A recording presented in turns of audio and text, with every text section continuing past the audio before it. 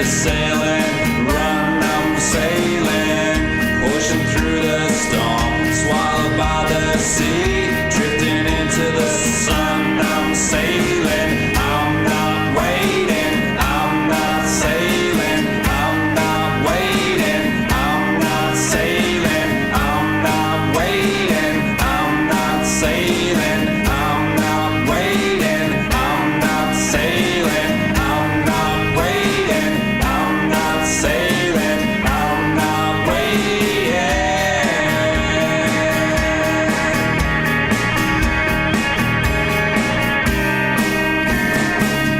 In another land of another earth, sitting on a rock, I'm sailing with energy and Captain King, floating in a tum-tum, I'm sailing at the end of the world, it's the end of your life, till the end of time, I'm sailing, I'm not waiting, I'm not sailing, I'm not waiting, I'm not sailing, I'm not waiting, I'm not sailing, I'm not waiting, I'm not sailing, I'm not waiting, I'm not sailing, I'm not waiting.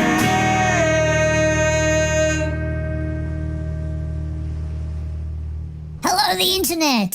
It is Saturday, the 8th of November, 2025, and welcome back to the channel.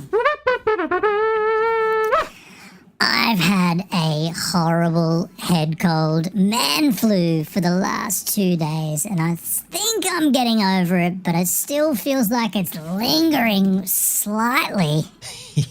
Helium, yeah. Hey, Sophia, good to have you. I thought I'd just be a little bit silly with a voice change just for the start of this stream. I won't put you through that too long, but wow, that camera's not on. Awesome. Okay, why is that camera not on? I should have checked that, but it didn't, so therefore you won't be seeing that camera. I've been ill for the 2 days. I'm still not clean right now. In fact, I'm going to pop one of these little freaking tablets right here on stream. Seem to be getting a little better, but I've been down with the flu.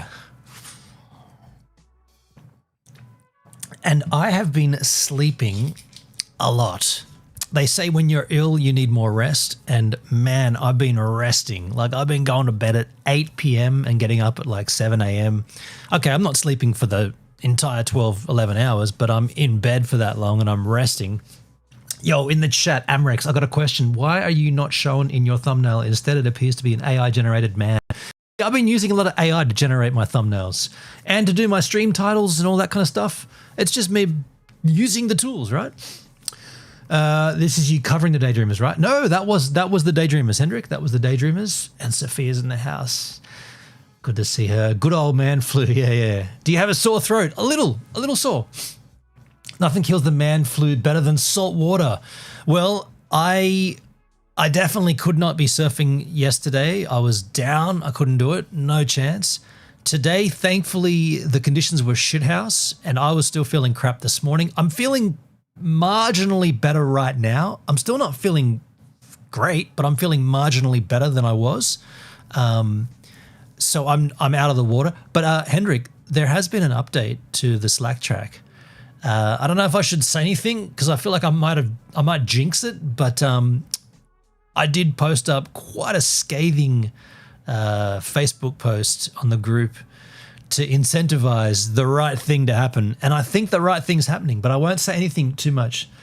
Hey, Comtex in the house. In the house? Yeah, that's right. In the house. Comtex in the house. Hi, give and giveth. How you doing, Comtex? Good to see you, man. I got a lisp all of a sudden. I'm not sure why. Luke, sorry if I'm slow to reply. I'm making my son's bed. No worries, man. By the way, today Beam wasn't working, so I changed my output from RTMP, which is a reliable transport mechanism. I changed it to SRT, which is secure reliable transport, and it seemed to work straight away. SRT has the benefit of having less latency, so when I stream, you should see it quicker, so therefore we should be closer together, and everyone likes to be closer together on this planet. I'm still waiting for you to send me that intro song. Good news. I love a good bit of news. Which intro song? The one that I just played, or Living in the Moment? living in the moment. I'm going to mix them up every now and then, just swap them out, change them every now and then. Now, by the way, can we work out which camera wasn't working? Which camera didn't work before? I know I shouldn't faff around on stream. It's that one. Okay, I can fix that. I'll just turn it on and off again. That's the way to do it. It was a few videos ago. Okay, let me just check. I'm just turning off that camera and I'll just turn it back on again. Typically, that's the cure. Often that fixes things. We'll see. We'll see. Yeah, it did. Okay, cool. So what are we going to do today? Well, not a great deal. I'm just going to chill here, you know? I'm just going to hang out. We got some tabs we can go through. Just shoot the shit, hang out for a couple of hours. Tomorrow it is my niece's 21st. Can you guys believe it? Can you believe Claudia Kate Hurley turns 21 years of age tomorrow? I personally cannot believe that. Trivia. I feel like trivia is good. We can do trivia. Tea or coffee? What have you been drinking? I've been drinking water. I've been drinking water and cold and flu tablets. I've been drinking water, cold and flu tablets, and I've been binge watching Alone Deutschland, Alone Germany. Pretty good. But yeah, I am absolutely blown away that Claudia is turning 21. I cannot believe it. Like, she has been Claudia for all these years, and now she is not. She's a person, right? She's been a person for a while, but you know what I'm saying? Like, she's aged so quickly. She's aged? That's not what I meant. She's grown so quickly. Hendrik, check out Sailing by the Daydream's total intro fully right. Yeah. We could heaven forbid we do a music stream. I don't know. I'm not sailing on full strength right now. I'm only half mast here. Wait. That's not the saying I meant to say. Man, these are foggy as well. How do you not get glasses that fog up and crap and shit? I tell you what, before when Beam wasn't working, I got so angry. You don't want to see how angry I got when Beam wasn't working. I was like, are you fucking kidding me? I'm sick and I'm still dedicating time to go live to the stream, and this platform's fucking, I was so mad. Like, I was sitting here and I was an embarrassing excuse for a human and an embarrassing excuse for this human because tech was failing me. And then I just made a decision. I was like, why don't I just try SRT? Just change it from RTMP and try SRT. And it worked the first time. So I think we're going to stick with SRT. Audi is 21. Claudia is 21. And you know what we could do? Oh, shit. Should I do this? I have a video set to go live. Nah. I was going to say we could play so all these years I've been, how do you phrase this properly? I've been threatening Claudia. That's right. I've been threatening her with, I've been recording videos of you as a child, embarrassing videos of you doing shit that you don't think's embarrassing now, but by the time you turn 21, you're going to be embarrassed by this. And by the time you turn 21, I'm going to edit those into a video and we're going to play it at your 21st. Well, I was working pretty much this whole year actually on that video, and I've done it, and it's ready to go live on my channel tomorrow at midnight on the dawn of her birthday, because she has made it clear that she does not want that played at her 21st. So all these years of me threatening her, idle threats, like funny uncle threats, right? Nothing sinister. She just said, no, I don't want that at my 21st. And at that point, you look at her and go, you really are growing up, aren't you? You're now telling me what I can and can't do. And I'm respecting that because it is your 21st. So I was going to drive, we're going up to this thing tomorrow for a function, and I was going to drive GoVan I was going to take my television, my big ass TV, I was going to take it out of my room and I was going to mount it in the back of GoVan, and I was going to run this video for all of her friends and family to watch. And she just said, no, I don't want that. So I was actually, I'm not going to lie, it cut me a little. I was like, oh. Okay. Okay. Well, you're no longer my favorite. No, I didn't say that. We all watched it here. We've watched it 3 or 4 times as a family, my sister, my mum, Poopsie. And we all agree that it's a great video. It's a great little look back on her existence. It's chronological from when she's born all the way through till just recently. Publish it publicly? Yeah. It's definitely going to publish publicly. I said, look, I'm going to put that on my YouTube channel for your birthday. And she said, that's fine, do that. But I was going to say we could play it here as well. I hope she's not watching. She doesn't watch much anyway, but we could probably play it here today. I don't know. But then again, it's 24 minutes worth, and I don't know if I want to sit here for 24 minutes with you guys watching Claudia. Like it's like it is very family orientated, right? Of course it is. It's her. Lennox is 5 next year. That's your son, right? Holy shit, Luke. 5. Damn, dude. Time just flies, doesn't it? Time freaking well flies when you're having fun.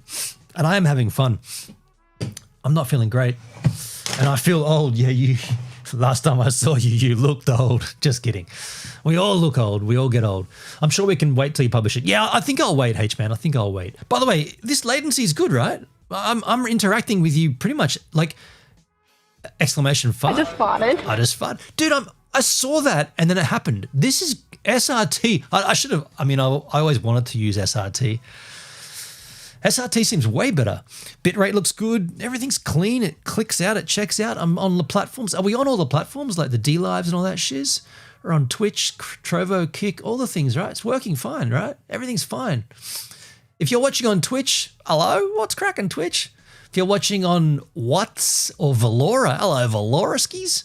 I turned off Party. No, I didn't. Party's still on. Oh, no, it turned itself off. I'm on YouTube. G'day, YouTube. What's crack-a-lackling? Kick, Twitch, Trovo, Restream.io, which goes to the Facebooks. By the way, the world is Australia is in a bit of an uproar at the moment, isn't it? Metallica touring. Do you know what? When I saw that Metallica were touring, I was like, okay. It feels like to me that Metallica toured here not long ago, but it turns out, I'll tell you how freaking long ago it was. Let's go over here. Let's go to BJWOK. 2013, was it, Luke? Was it really? This is my website. Go to full list of bands. At Soundwave, was it now? Okay. Go to M for Metallica. Scroll down.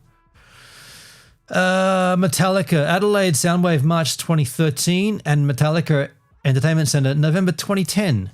So I've shot them twice, 2013. So hold on, 2013, 2023. It's been 12 years. I heard someone say it's been 16 years. No, it's been 12 years.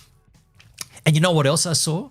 Because I applied to photograph Metallica, but I don't expect to get an approval for that one. I don't know. They're too big. Back in 2013, they weren't so big. I shot them twice, but I was at Melbourne and Sydney Soundwaves. Okay. Hang on. Let me show you those photos, I guess. Let me show you both of them. Adelaide Soundwave and Adelaide Entertainment Centre. I got quite some good photographs here. I guess you can look at them at your own leisure. I do like this one here of Mr. Hetfield. I think that's a good one of his aggressive head. Just before he got a little too old. And then November 2010, even younger. And I got some good photographs there as well. I like this one of Robert Trujillo. Fun times being at a show. Yeah. But what I didn't really get upset with this time is because I noted that at least in the Adelaide show, photographers had to shoot from front of house, which for a band like Metallica, that you want this kind of photograph, right? You can't get that from front of house. You want to be up close to the action. So I guess they have their own touring photographer. They've got Ross Halfon. I don't know if he's with them at the moment. They've got another guy, Bruce Walker or Bruce Wayne. No, I don't know his name. But when I saw that Adelaide was front of house, by the way, you know what? Does ChatGPT know? I'm going to ask my girlfriend, my other girlfriend, because this is something you don't really ask Google, right? You go to ChatGPT for this shit. ChatGPT. Bruce Wayne. It might have been Bruce Wayne. I'm just bringing up the GPT machine. Make it larger so you guys can play along at Homeskins. Are all the Metallica shows on the current world tour? Oh wait, that's not. But are media photographers at the Metallica shows on the current world tour only allowed to shoot from front of house, or is this only in Australia?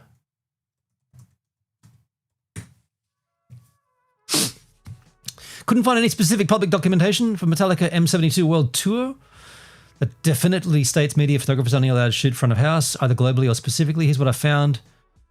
The Australian-New Zealand leg of the tour has detailed FAQ on the band's official site. That's nothing to do with it. Press media coverage of Australian shows did not mention. I mean, how can we? Okay, give it. Okay, how about this then? If you can't tell us, give me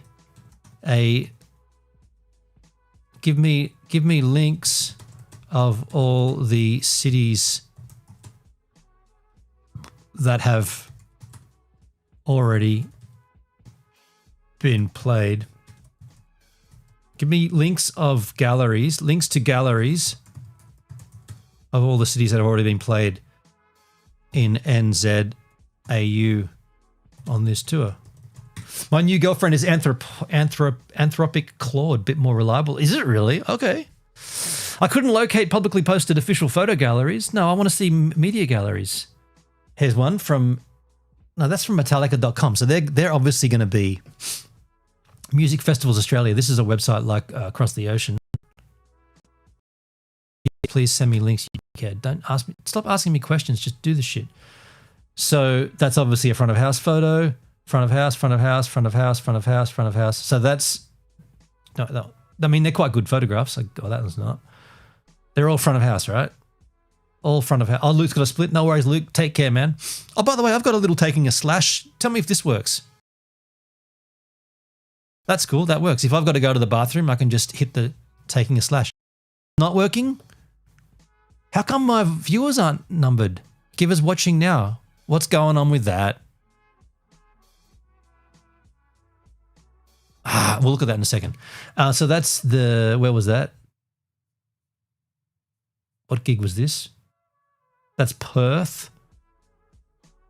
Perth, Live Nation, Sydney. This is from last night. Sorry, this is not from last night. This is upcoming, you dickhead. Okay, so it can't tell us. It can't tell us. So hang on. Now look, something's wrong here. Give us watching now isn't working. Why is that not working? Viewers watching. I want to see why that's not working. Beam viewers. Why is this not working?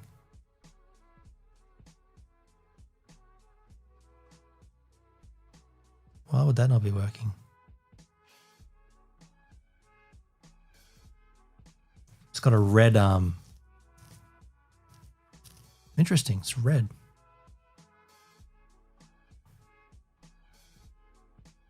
I want to see why that's not working.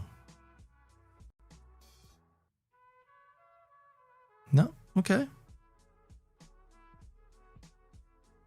I don't know. Either way, oh shit, did I... Give me a second for this studio mode.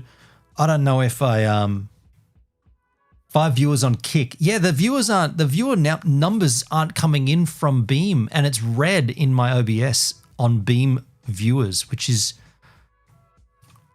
I thought that pulled in from a, I don't know. I'm not really worrying about it, but I just want to see, did I do this? Hang on a second. Oh, I didn't, dude. You idiot. I've got a surfing video for you. I got a surfing video for you, but I haven't set it up. No, there it is. What the smeg? Maybe beam really is down. No. It's fine. It's fine. Beam is fine. Let me just check if... Look, I don't know if this is going to work, but I'm going to go and get myself a coffee and a cookie, and then we'll come back and we'll take some linky poos. If this works, this should work. If it doesn't, I'll come back in immediately.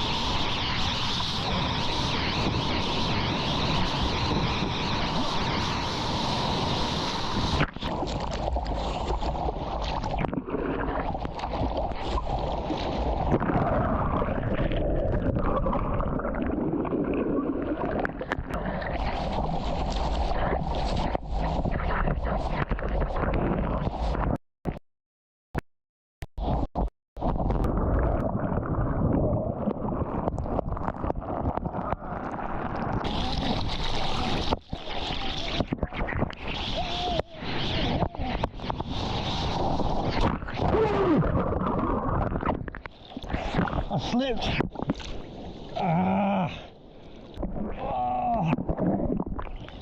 Got a cramp. My GoPro popped out. Didn't break.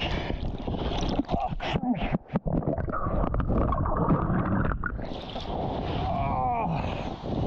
Gnarly cramp in my calf. Get this back in here.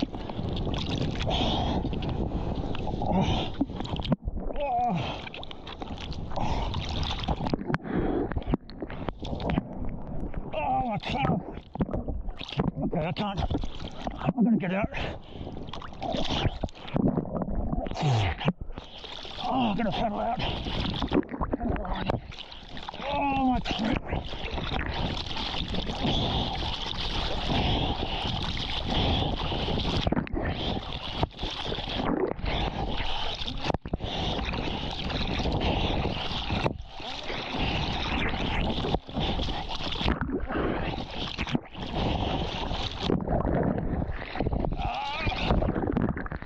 Now, those cramps.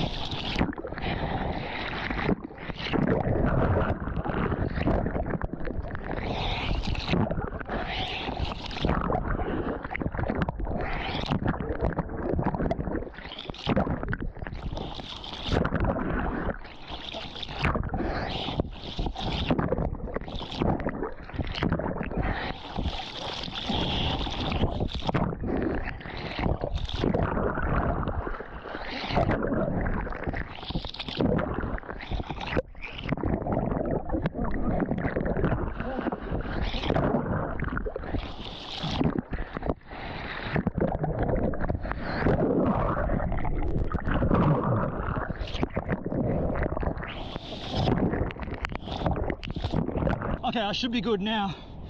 What's happened here is I just did a 12k fitness walk, and I came straight from that walk into the surf, and I have absolutely zero energy.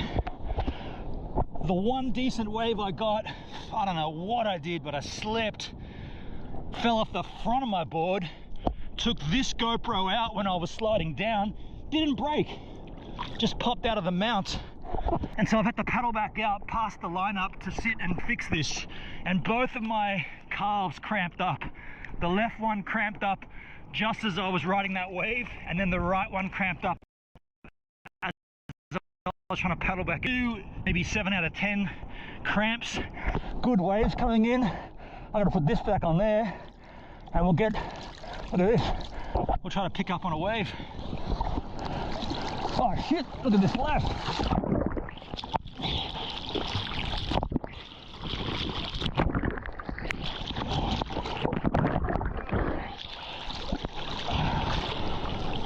Alright, shove this back in here. Oh no, it did break. It did break. Oh, that's lame. The mount broke. Okay, it's not going to stay there. It'll go in, it'll come straight back out. That's not going to happen. It's just wedged in there. Better than holding it. I'll just take a wave in.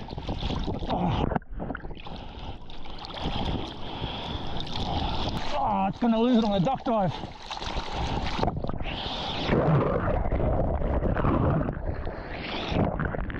Oh, it stayed on. What the heck? How did it stay there? How did it stay there? It broke and it stayed on? Huh? How?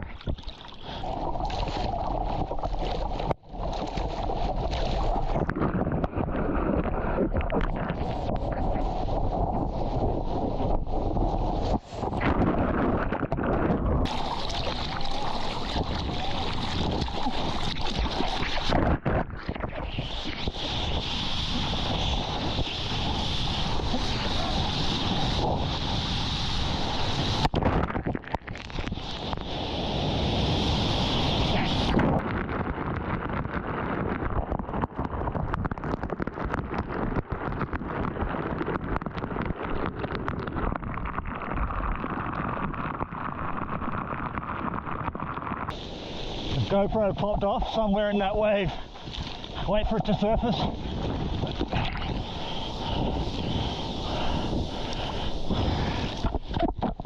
It'll just pop up somewhere. It's bright orange. It was about nice wave, but I can see it.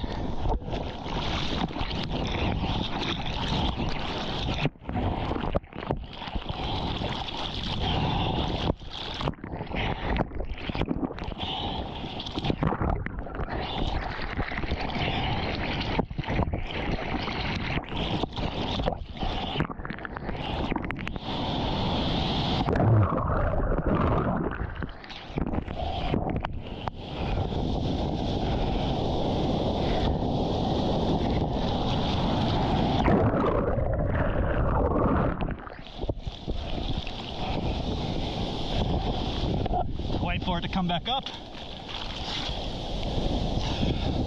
For it to be in. Oh, there it is.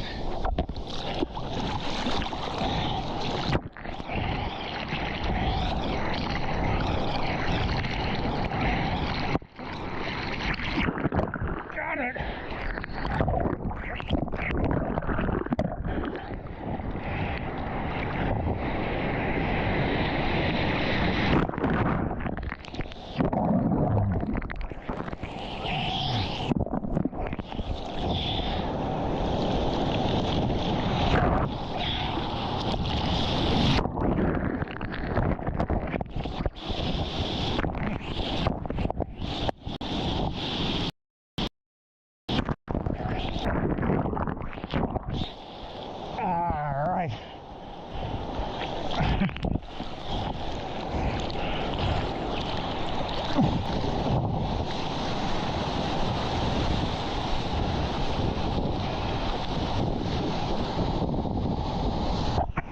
So yeah, the good thing here, this GoPro mount, while it is cracked, the piece isn't missing, so I'll be able to just like run some glue all over that in situ and it should be fine. Now I'm zonked after that. Oh, good times.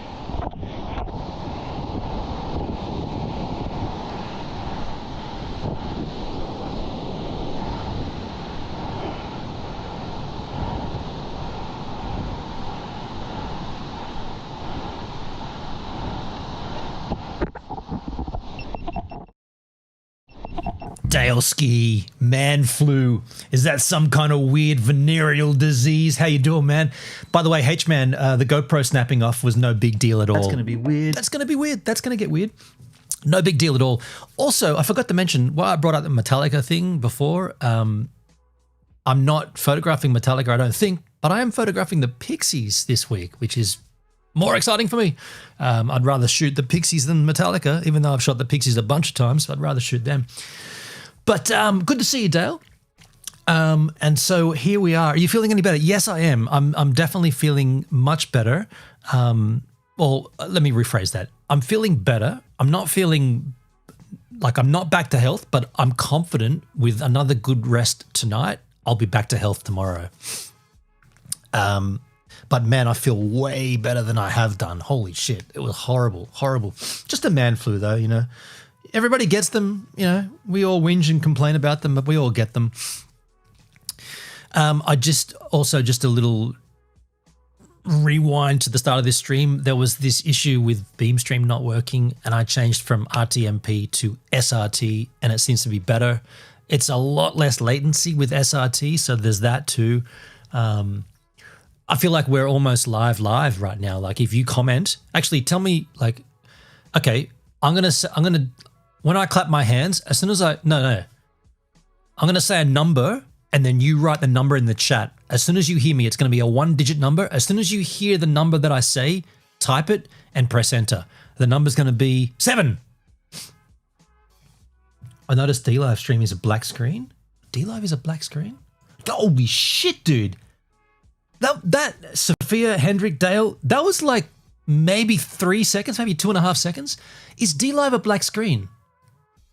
D-Live is a black screen? I don't know about that. I'm just having a look now. Really worried.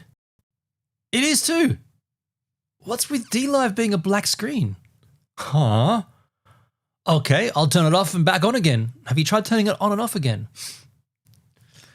Yo, yeah, man, that's cool. I'll turn it off and back. I don't know. I don't know what that. I've never seen anything like that before. Everything's working except one output's a black screen. I just killed it. I love that latency though. That's pretty rad. Yeah, that's pretty damn rad. Okay, I'll just go back and trouser refresh.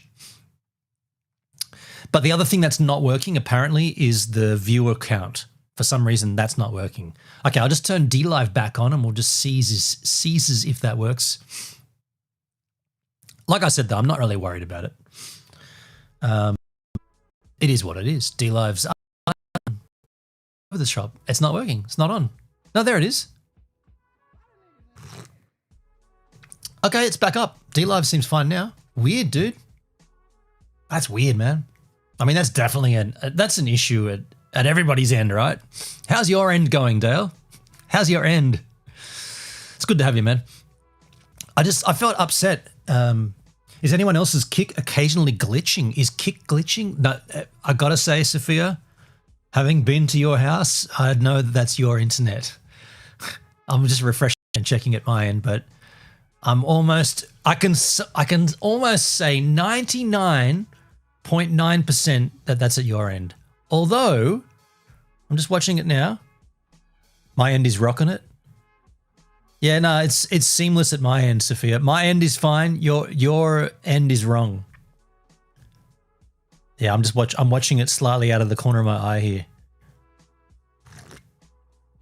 PSA, never ask Dale how his end is going. Actually, the stream is glitching. Is it now? Yeah, okay, fuck all of you with your perfect internets. Is it glitching? I mean, I'm watching it, unless I've been looking away right on the glitch. Take that, yeah. I mean, I've seen your internet, Sophia. You know, no. High five, Sophia, for that. No. I'm watching it. It's fine. What was I going to say? It's been fine here. Pixelation. Nah, dude. Nah. I'm watching it there. It's definitely at your ends. It's at your ends.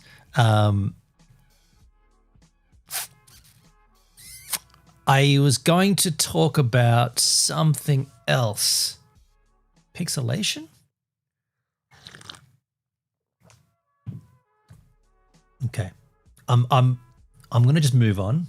Well, I saw it, so fuck you, bro. Okay.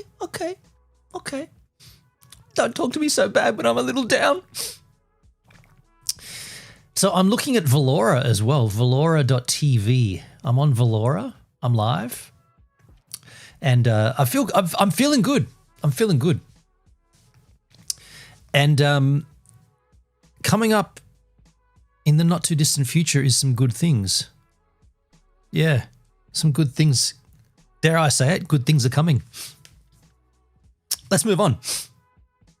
History breaking. What is this? Did we watch this already? Didn't we watch this? I don't know what this is. Can I play it? What the fuck is man flu? Are you serious, Dale? You don't know what man flu is? You don't know what man flu is, Dale? Or are you just messing around? Starship Flight 11 broke the internet with an insane landing. There's no doubt about it. Starship Flight 11 is truly the greatest achievement for SpaceX so far. As the final launch before the seamless transition to Starship version 3 and the complete upgrade of Launch Pad 1, the company prepared. You never heard of the phrase man flu? It's a colloquial term given to big fat wusses like myself that get sick and really make a big deal of it when it's not that big of a deal. Not another AI link? Is this AI, is it? Mission with incredible precision, and the results speak for themselves. Booster 15 performed flawlessly, so well that if it had been configured for a Mechazilla catch this time, it likely would have succeeded. Meanwhile, Ship 38 not only fixed all the issues seen in Flight 10, but went far beyond that in almost every way. So, how exactly did this incredible flight unfold? Let's find out in today's episode of Alpha Tech. I love Elon Musk and this incredible team. Go SpaceX. Those were the heartfelt, powerful words from COO. Can we watch this? Is obviously AI generated and it's not very good. Can we? I don't know if I can watch this AI generated shit. Alpha Tech. I don't know if I can watch it, dudes. In fact, I know I can't. Now, do I have to refresh every page here? What is this? Man flu is just a normal flu or cold, but when a man has it, he's a giant baby about it, feels sorry for himself and makes out like he's sicker than what he actually is. That's pretty much it. That's pretty much exactly. Sophia's nailed it. Man flu is just a normal flu or cold, but when a man has it, he's a giant baby about it and he feels sorry for himself and he makes out like he's sicker than what he actually is. And I can 100% vouch for that. That is exactly how I feel when I got the flu. And the only thing that can make it better is TLC from the special spicy little nugget that I have. Nothing can fix it. Bed rest doesn't help.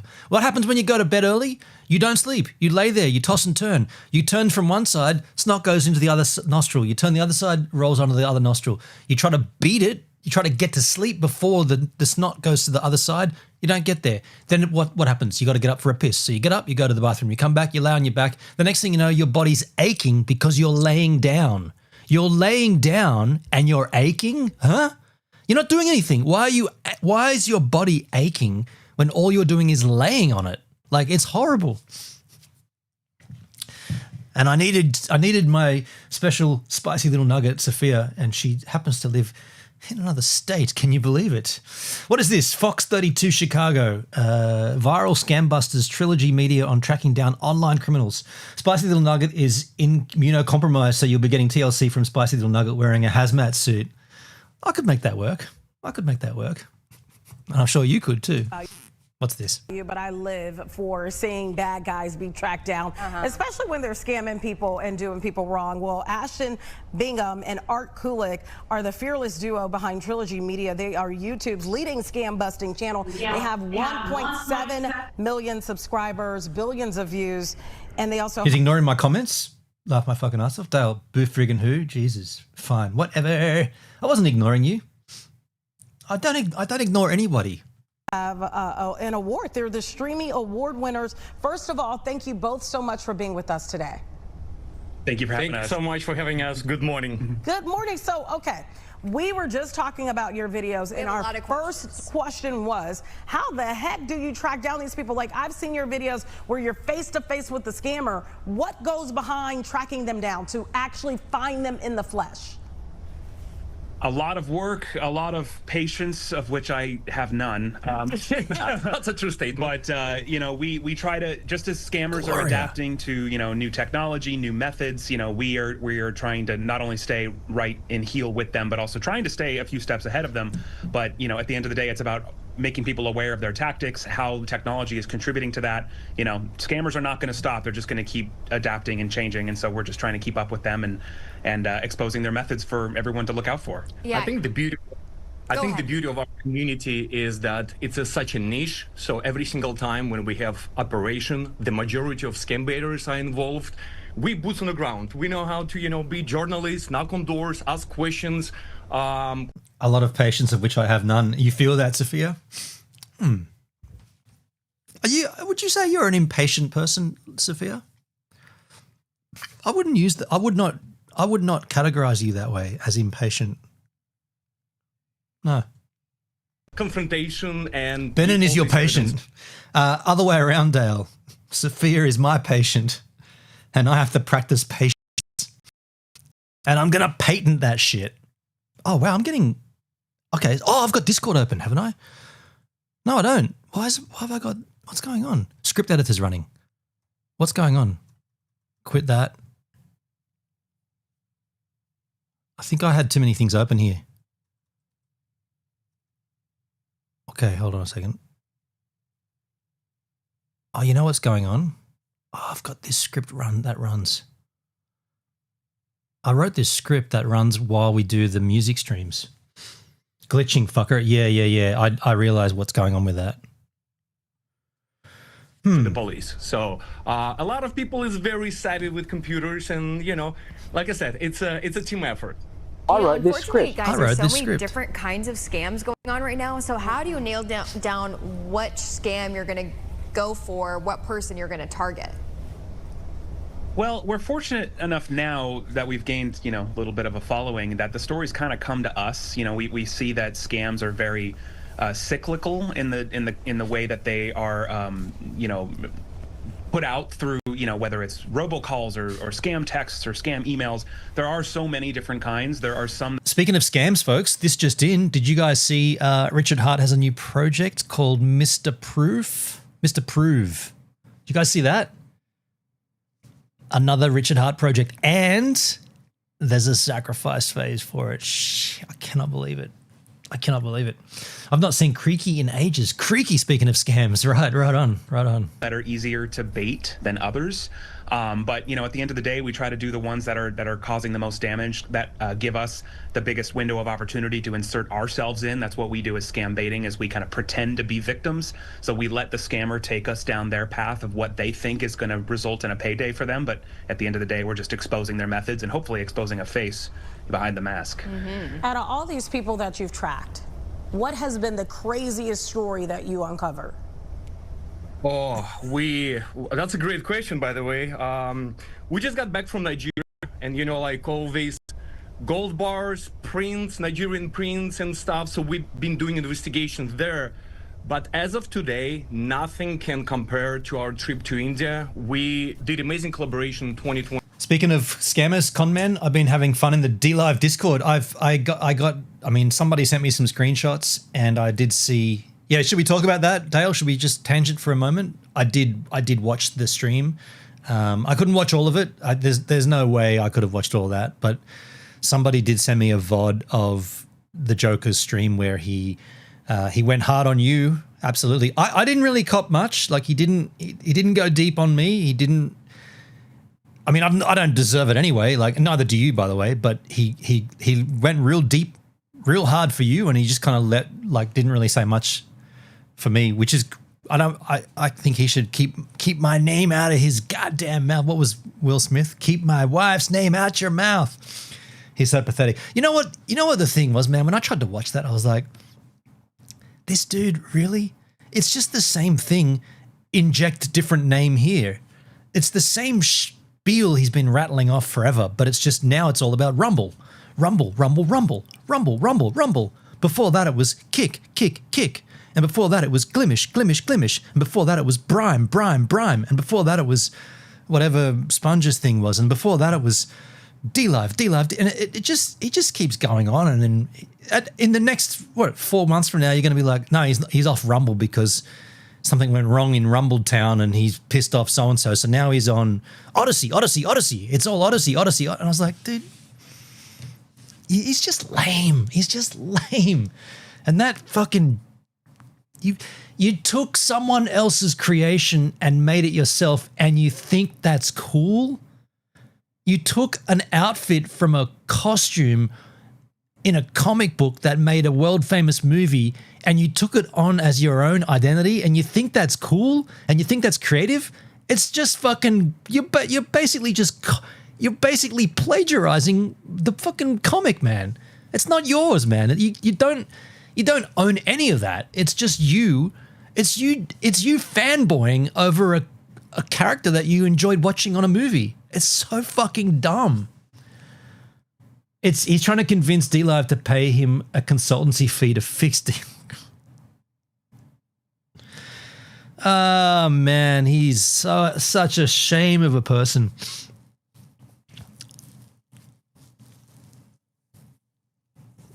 I'd love to see what he does, though. I'm not lying. I'd love to see what he comes up with.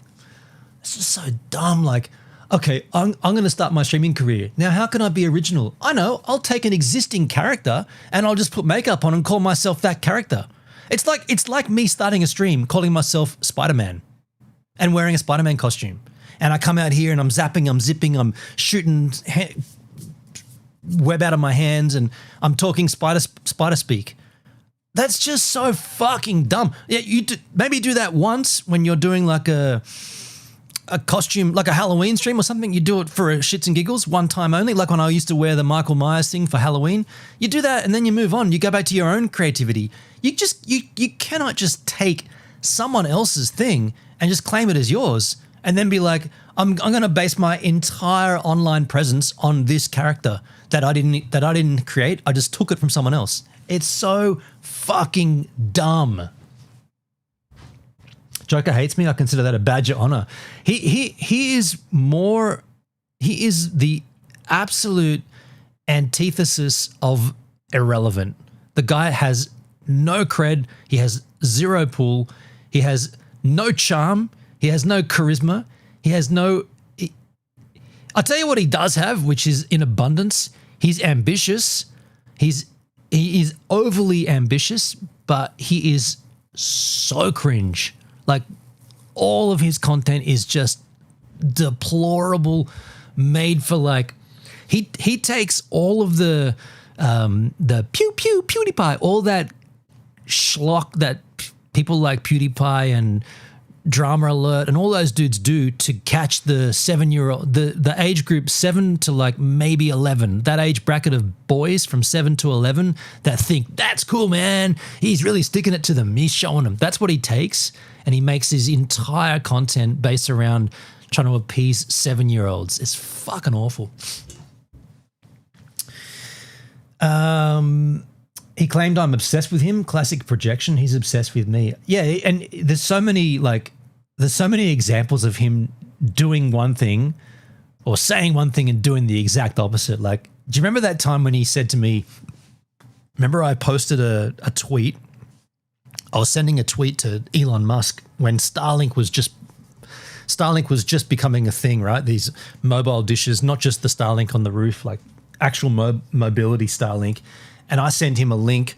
Well, I tweeted at Elon and at Starlink, and I said, hey, will Starlink mobile or mobility help in situations like this? And I put like a 4-second clip of one of my IRL streams from the road where it was glitching. And what did Joker do? He responded where Elon probably, if Elon Musk was ever going to respond, it would be him that would respond to it. But instead, the Joker did. And what did he say?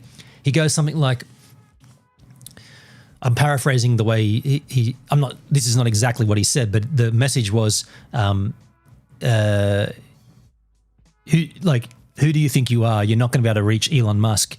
Here you go, pleb. And he gave me the general email address for customer service at starlink.com or something. And he's like, he goes, thank me later, or something stupid like that. So he was basically saying, don't be so fucking, you're not gonna tweet at Elon Musk and he's gonna respond. And I'll give you the way you can get in contact. Like anyone else, you can just go and send an email to the generic help desk. And then about 5 months later, what do I see on his fucking tweet, on his timeline? He's tweeted at Elon. He's done the exact same thing. Exactly the same. Something about something. And I was like, dude, really?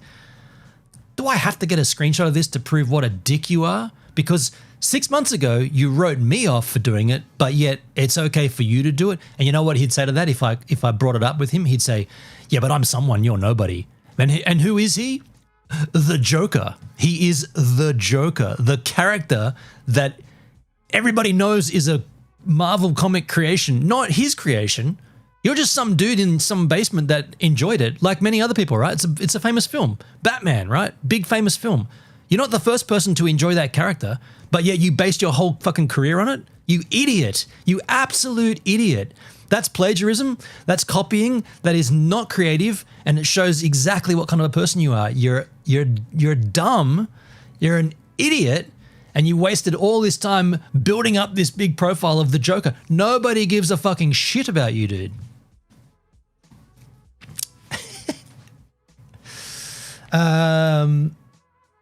I remember that only there because I was trying to help Skipper get affiliate, which he then did. Sociopaths believes their own bullshit, pathological lies. You know, man, if he had created a character of his own and he had like a genesis story and a birth and how this all came about, and he made his content would actually be pretty cool, right? If he had have generated something original, if he had have created a thing, it would be pretty cool. It'd be pretty unique, right? You'd be like, okay, you've got a whole bunch of different. I mean, what's the Dr. Disrespect, right? That streamer. That's who he mashes up Dr. Disrespect, PewDiePie, and Drama Alert. That's what he blends all those three together. Mind you, ever since Dr. Disrespect got done for, the kitty fiddling shit, don't really hear much about him anymore. Maybe that's not good to follow that person anymore. It's lucky PewDiePie's clean as anything, right? Clean as a whistle. He's got a wife and this and that. If anything came out against PewDiePie, I wonder if Joker would change his stance. Gives a rant. I love it. Don't get me started, or get me started, but just prepare yourself because, look, I have successfully avoided that dude's content pretty much since he left DLive. Didn't he get banned off DLive? What? How did he come back onto DLive? I guess it's a new DLive these days, but didn't he get? You know what? In that stream, he didn't really mention the reason he got banned. He's just like, oh, I'm back and I can fix DLive and you can pay me for it. And I'm like, I don't think they're going to listen to you, dude. He was banned. Yeah. What happened when he did a fundraising stream or something, like he was raising funds for charity or something, and he was doing a mock fight with another streamer, and I think they went like it was a miscommunication. It came across as they're legitimate beefing, but they weren't. They were just doing shtick, and they tried to explain it to the website, and the website went, "No, both of you are gone." I mean, I don't know the specifics, but that's what I remember happening. They were doing a charity stream, and something happened that one of them, probably him, went overboard in the game of like, let's pretend we're fighting so we get more interest and people come in and they start donating. So I think one of them went too far, more than likely, whatever it is, dude's name. What's his real name? What's his real name? It's not doxing because it's out there, right? But I've forgotten it. But anyway, we'll call him the Joker. Call him what he wants to be called. Joker demanded in the Discord that I be punished for violating terms of service. I mean, it's not very difficult to have that happen to you on DLive. I'm banned from DLive for asking what happened to the money. I still want to know where my money is, by the way. He did get banned. Yeah, nothing happened to me, Dale. Yeah. Yeah, that's what I was going to say. So when I watched that stream that someone sent me the VOD of, there was definitely times in that stream when he should have explained why he got booted from DLive originally. You know, he could have said, oh, and by the way, my career on DLive ended abruptly when this thing happened, and then we moved on from there and we did this and this and that. I went on to Kick, and he could explain himself. But obviously he doesn't want to do that because it paints him in a horrible light, you know, like. But that's because he's gutless, right? He doesn't stand on his own. He's gutless. He's pretty lousy. Jay copied a Starlink launch graphics on an Eastgate review. Right. Jayski. Remember when Jay tried to copy Dr. Disrespect? Yeah, he did, didn't he? I always say it's one thing to be inspired by your favorite creator. Like it's good to have an inspiration, right? But don't mistake inspiration for I'm going to do the same thing. That's dumb, right? Take inspiration, take parts of it, stitch it together, and come up with your own thing and be creative about it. That's what this space is. That's what this space gives you. That you don't need to follow someone else's footsteps. You can create your own path on the live streaming platform. You don't have to follow someone else. Yeah, it might work for PewDiePie, and it might work for Dr. Disrespect, and it might work for Daniel Keemstar, but you have to. You're given a chance out here to do your own thing, right? Why would you want to copy someone else? It's just. I don't get that. Like it's you're lacking. If you think that that's all you should do, you haven't even got to first step yet. You've just gone, oh, I want to do that. I'll just do that. And it's like we saw all these copycat e-skate like Jay and like don't do blue shirt guy and don't copy Casey Neistat. All these people just copied him, right? Just did it worked for him, so it'll work for us. No, the better thing to do is to say, I never even knew that was a thing. You can do that? Okay. What can I do that's going to be unique to me? And how can I make that into my content? That's the better way to be inspired by people like Casey Neistat, Drama Alert, Dr. Disrespect, and PewDiePie. Design is creativity, not copying. I even see it in architecture. Too many copycats. It's not like if you copy someone, you're basically giving them the props. You're basically saying, here's the thing. You can go and look at that, and when they're not doing it, come and look at mine because mine's the same as theirs. So always go to theirs, but when they're not doing it for whatever reason, just fall back on mine because mine's the same. So like basically the Joker is saying, go and watch Dr. Disrespect, go and watch PewDiePie, and go and watch Drama Alert. But when you finish watching those channels, come on over to my channel because I do the same thing. I am those channels. That's so stupid, right? Like, what? What do you want to do? You want to go and live in their house as well? They're the kind of nutters that would do that. They'd camp out and actually, they'll be the people that do that gnarly shit where they like come in and they infiltrate someone and they be that person. As a DJ, I use others' music but put my own unique twist on it. DJing is, there's no comparison to what we're talking about with DJing because literally a DJ is quite literally playing someone else's music. So I don't know how you could twist that.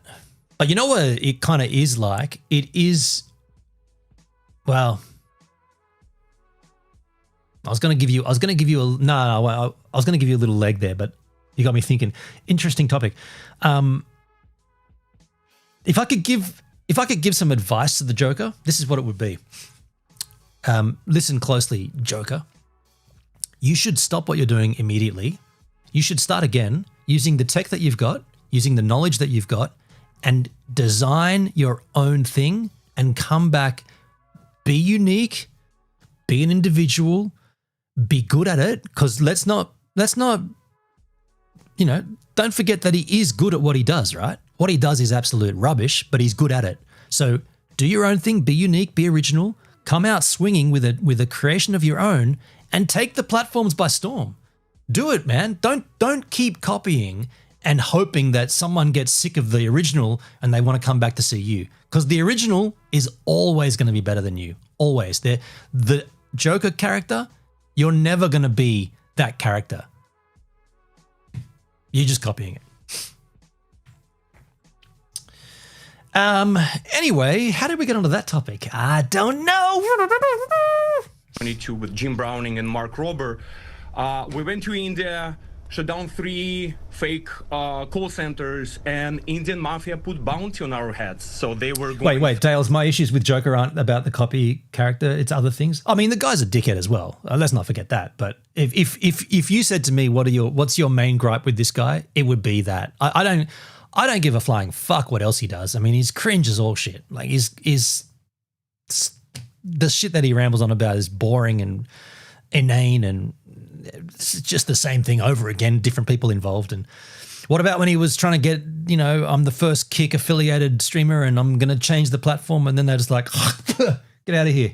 We don't want anything to do with you. And he's like, oh, okay, I'll go somewhere else. And what was that thing that Sponge was going to do? And then they were like, Joker's involved, get him out, we're not touching it. And then they changed, they got rid of him. God, if you tie your boat to that guy's jetty, the boat's going to sink. To hotels, try to find us. To basically, they said we, like, you see these freaking Americans who came to disrupt our business, Trovo as well, right? Kill them. So it got to the point that we got really close to reach out American embassy, but as you can see, we're still alive. We're still fighting the crime. Well, thank God for that. I sank 2 boats. Oh my goodness, what I sank my battleship. story. So obviously it seems like every instant or every lead that you're following is probably very, very different. Some super serious, maybe some a little easier, and you're working on it for a shorter time than others too.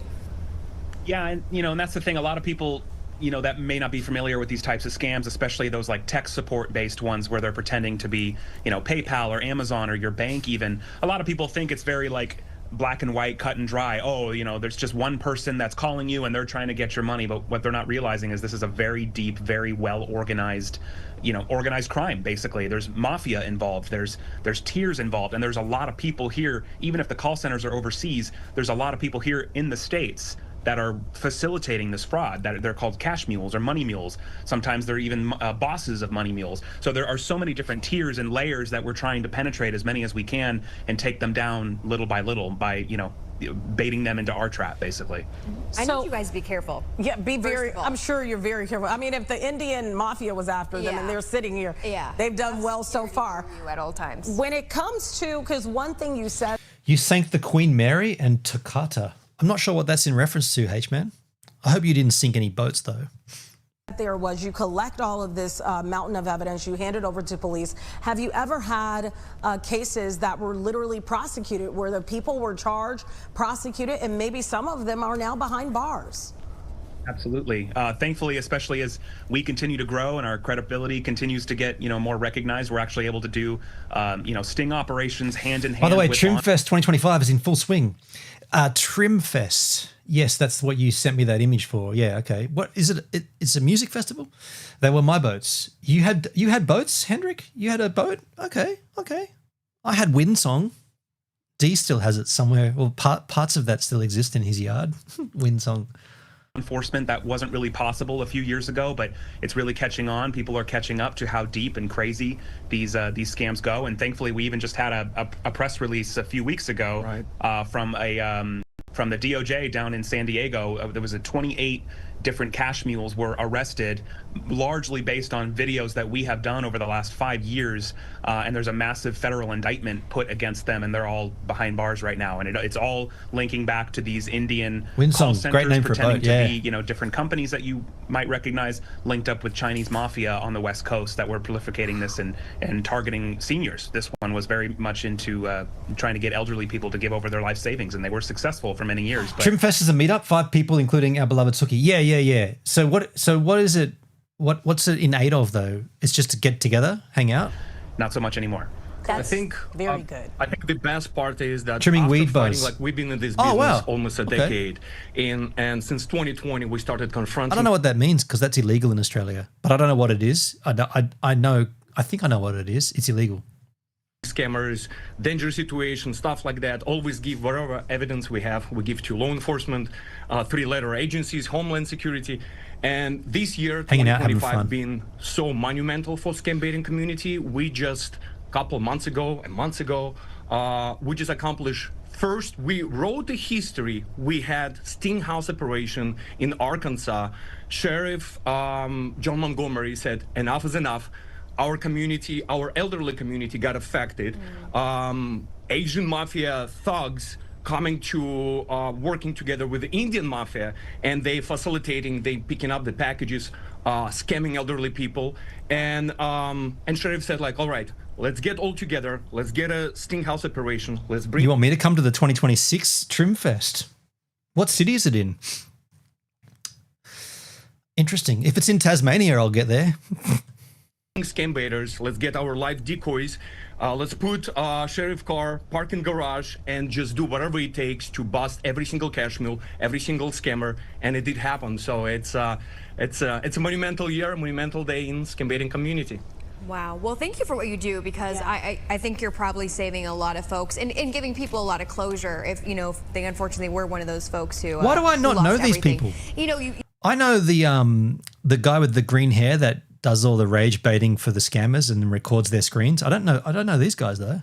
You talk about elderly people a lot. Is it are those mostly who scammers are targeting? Obviously, that's what we hear a lot of time and assume. Yeah. But I think also a lot of us at home who are listening might be a younger age demographic, might also need to listen up because it happens to everyone. Anybody can get scammed, and anybody that says that they're unscammable is delusional or arrogant. Elderly people are a big target for sure, especially when it comes to like tech scams or things that are pretending to be your bank, pretending to be PayPal. But there are so many different corners of the earth with so many different skill sets for criminals. Anybody can be scammed. In fact, the godfather, we call him the godfather of scam baiting. His name's Jim Browning, one of the best scam baiters, ethical hackers in the world. It's hailing. It's hailing outside. Hang on.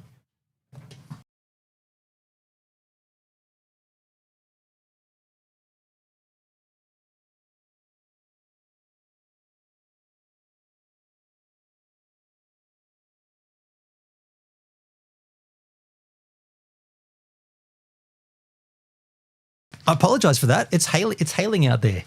I could hear this. I was like, what the fuck is that noise? It's hail on the tiles. Interesting. He was scammed out of his own YouTube channel. So nobody is immune. There's a scam there for everybody, and everybody should be careful, especially now with the you know, AI becoming so crazy.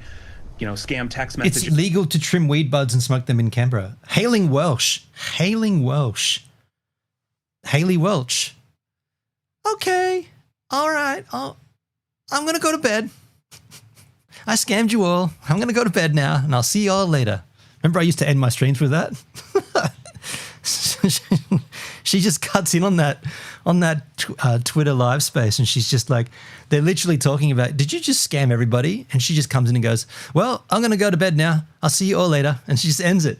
It's so fucking funny. And then she's disappeared forever. Took my money. Is phishing scams, phishing emails. Anybody is vulnerable, but the elderly especially, you got to look out for them and keep them aware of what's going on. And since you've been talking about dating and stuff, there is a really, it's a lot of people saying it's a new scam, sextortion, but it's not new. Now that we don't use her for the end, should we put it up as a drop? Anywho, that's what it is. We should do anywho. When you're dating online, and if you're sending your pictures, your private pictures to somebody that you think that it is, and then that person will come back and say, like, no. That's not my end, folks. You're not gonna pay me. I was 5,000. I sold these to every contact. So these guys don't even have good internet, man, and you're supposed to be scam protecting. Yeah, that's a good alert. I'm gonna get a screenshot of that. You have to. Wow. They're just like, you have to, don't be cautious. Everything that you do online, you're buying tickets, you're purchasing whatever you're doing, shopping, especially holidays coming, Thanksgiving around the corner, Christmas. If you get these emails and somebody said like you just PayPal, Best Buy, did you buy this cryptocurrency? Find real website, call the real manager. Don't go with the same email that give you leads. Call this number. Do not call that number because that's probably going to be a trap. Bridge the hole, or fill the hole. Holidays coming up. It is really good note. So you have this new show called Scammed Getting Even. It's set to premiere on Fox coming this fall. You know, I've seen a lot of people with YouTube channels. They want to keep their content authentic. What made you decide to go this route? and partner up with Fox. Well, we've been wanting to bring scam baiting to Fuck you, man. This is since we started. Art and I came to this town of LA wanting to be entertainers and content creators. Kind of fell in our lap. Gangbangs. Fuck you, man. You know, YouTube is Wow. great. We're not going anywhere, but you know, a lot of the especially scammed victim demographics don't watch YouTube, so it's great to a new audience, a new platform. And Fox has been incredible in allowing us to still do what we do best and recruit all the best people in our field. And Sophia's bring this still to here. a national network, and we could not be more excited. Well, We've and been pitching for like 2020, Grab ya, baby. and again, Grab every ya, single baby. network don't want to be like a guinea pig, something that never been done before. And like Ashton said, a lot of people watching YouTube, but we never were able to teach people red flag, everything about how to avoid scams on national television. A lot of demographic reading books, a lot of demographic watching cable TV. So for us, this is new opportunity to educate people, prevent people from getting scammed. Yeah, I like that you're bringing in that aspect, right? Education. So I'm excited to see that part too. Also, you know, you're not a normal show. You have a variety of different scams that you're going through, which I think will also be helpful for an audience. Absolutely. Every episode is kind of a close-ended story about a different type of scam, and you know, I think it'll open a lot of eyes to how complex some of these scams are, and kind of wash away that stigma that you have to be. I think an idiot AI to fall is for a scam. going to be This very isn't the way. dangerous. This Helpful. isn't the case. Helpful. You know, Interesting. These scams are very, very manipulative. They go very deep psychologically. It's not just about money all the time, especially when it comes to romance scams. So I'm excited for people to see and I love you though. watch Thanks what for we do every watching single day, and also, happy you know, dreaming. witness how complex some of these scams that you might think otherwise are very simple, but they're not. Thank you. We're also not doing this alone. Go ahead, I'm sorry. We were bringing all scam baiting community. We call it Revengers. So again, for every single scam has a different set of skills that we needed. So for this scam, we're gonna use, you know, these type of people, type of scam baiters. For another scam, these type of scam baiters. And again, it's all about community. It's like nowadays, it's with cryptocurrency, with a lot of things, when people paying taxes via gift cards, so many times we'll go to Target, Walmart, all these big Where corporations else like should we please go? put a sign Where when there else is a should we gift card go? aisle. Put a sign, do not pay your taxes via gift cards, because a lot of elderly people will be on a phone and like zombie going straight to gift card aisle to pay their taxes. Fucking love you, so bitch. this is going to be a new chapter in our lives. love you, We're super bitch. excited to show what we've been doing for 4 months. These guys, I'm sorry, this channel is boring me. FOX32Chicago, you had a chance to get some good info from these guys and you blabbered on and on and on. The future of offshore wind. Why do all of my tabs need refreshing their trousers? Trouser refresh. It's boring as. Yeah, that one was, yeah. I mean, there wasn't even a story there, was there? It's basically a promo for the channel.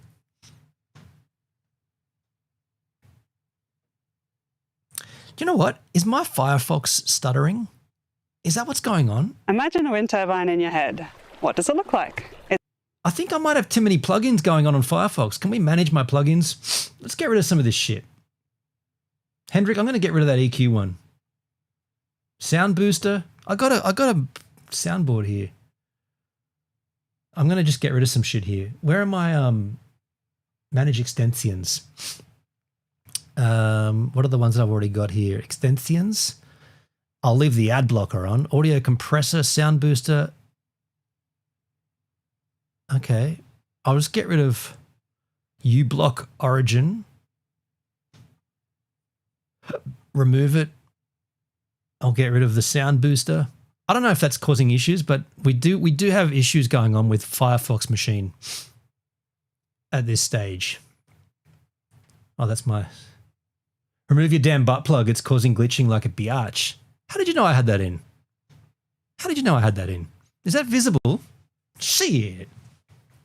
It's probably a tall white Hey, tower with Dusky. 3 How you doing, Dusky? Now, sorry, I'm talked all over Rosie. Rosie the shark. Is this Australian? Nah. Imagine a wind turbine in your head. What does it look like? It's probably a tall white tower with 3 long blades spinning around a horizontal axis. The classic horizontal axis wind turbine, or HAWT. That design is so standard now, it's hard to imagine anything else. And that's for pretty good reasons. Modern wind turbines have had decades of incremental improvements and engineering refinement that have made them one of the cheapest sources of electricity in the world. And yet, one company is daring to throw all that engineering in the bin and start with a blank piece of paper. Wow. Looks like the beginning of Breaking Bad.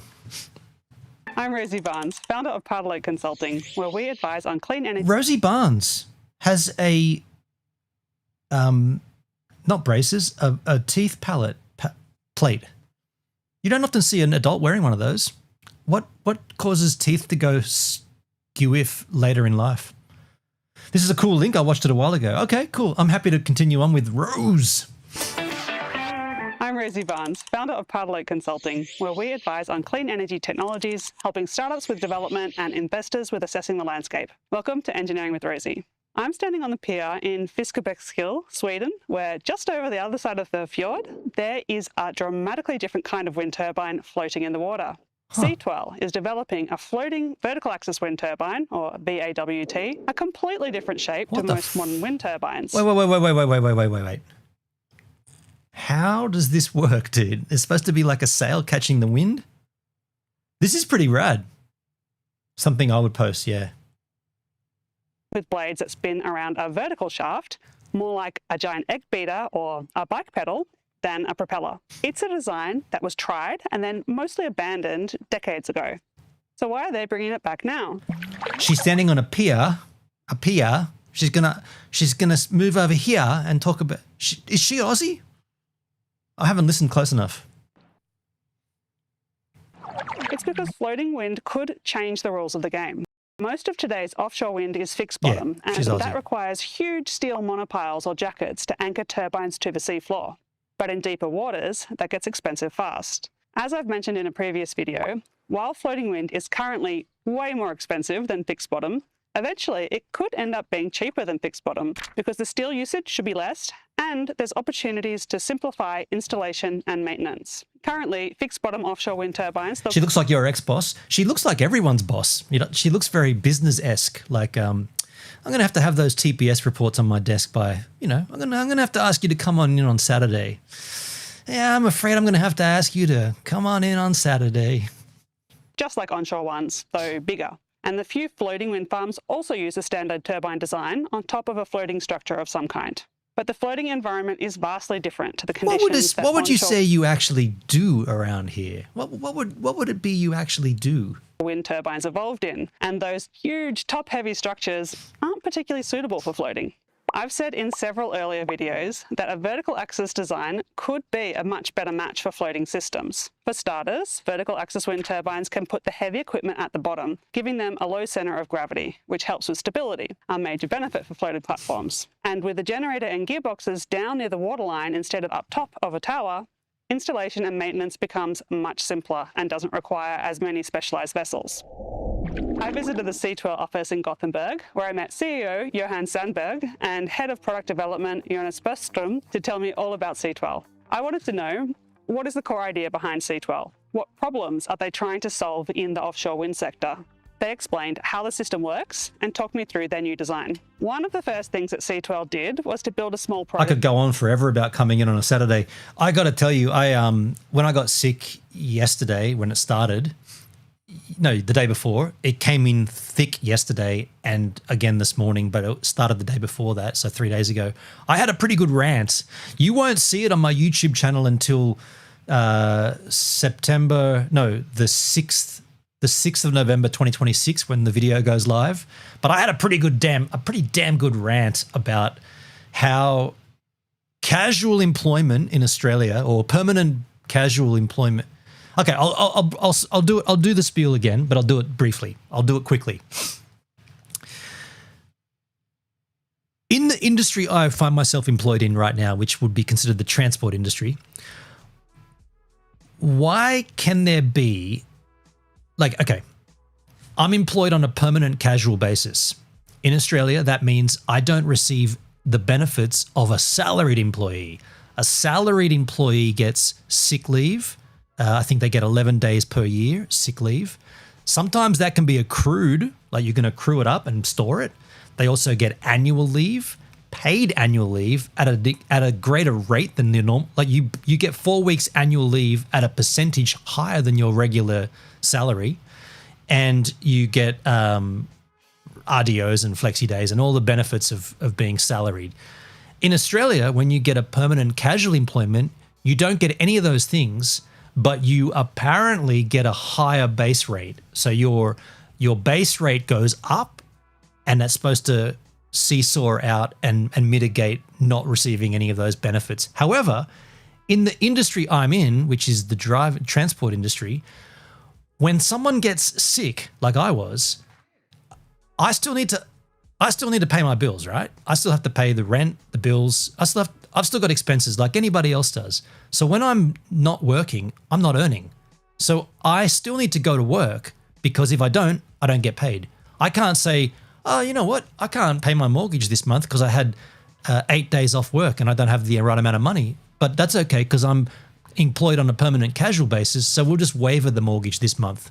No, that's not how it works at all. They still want their money. However, I'm driving, which puts me at risk. It puts other drivers at risks.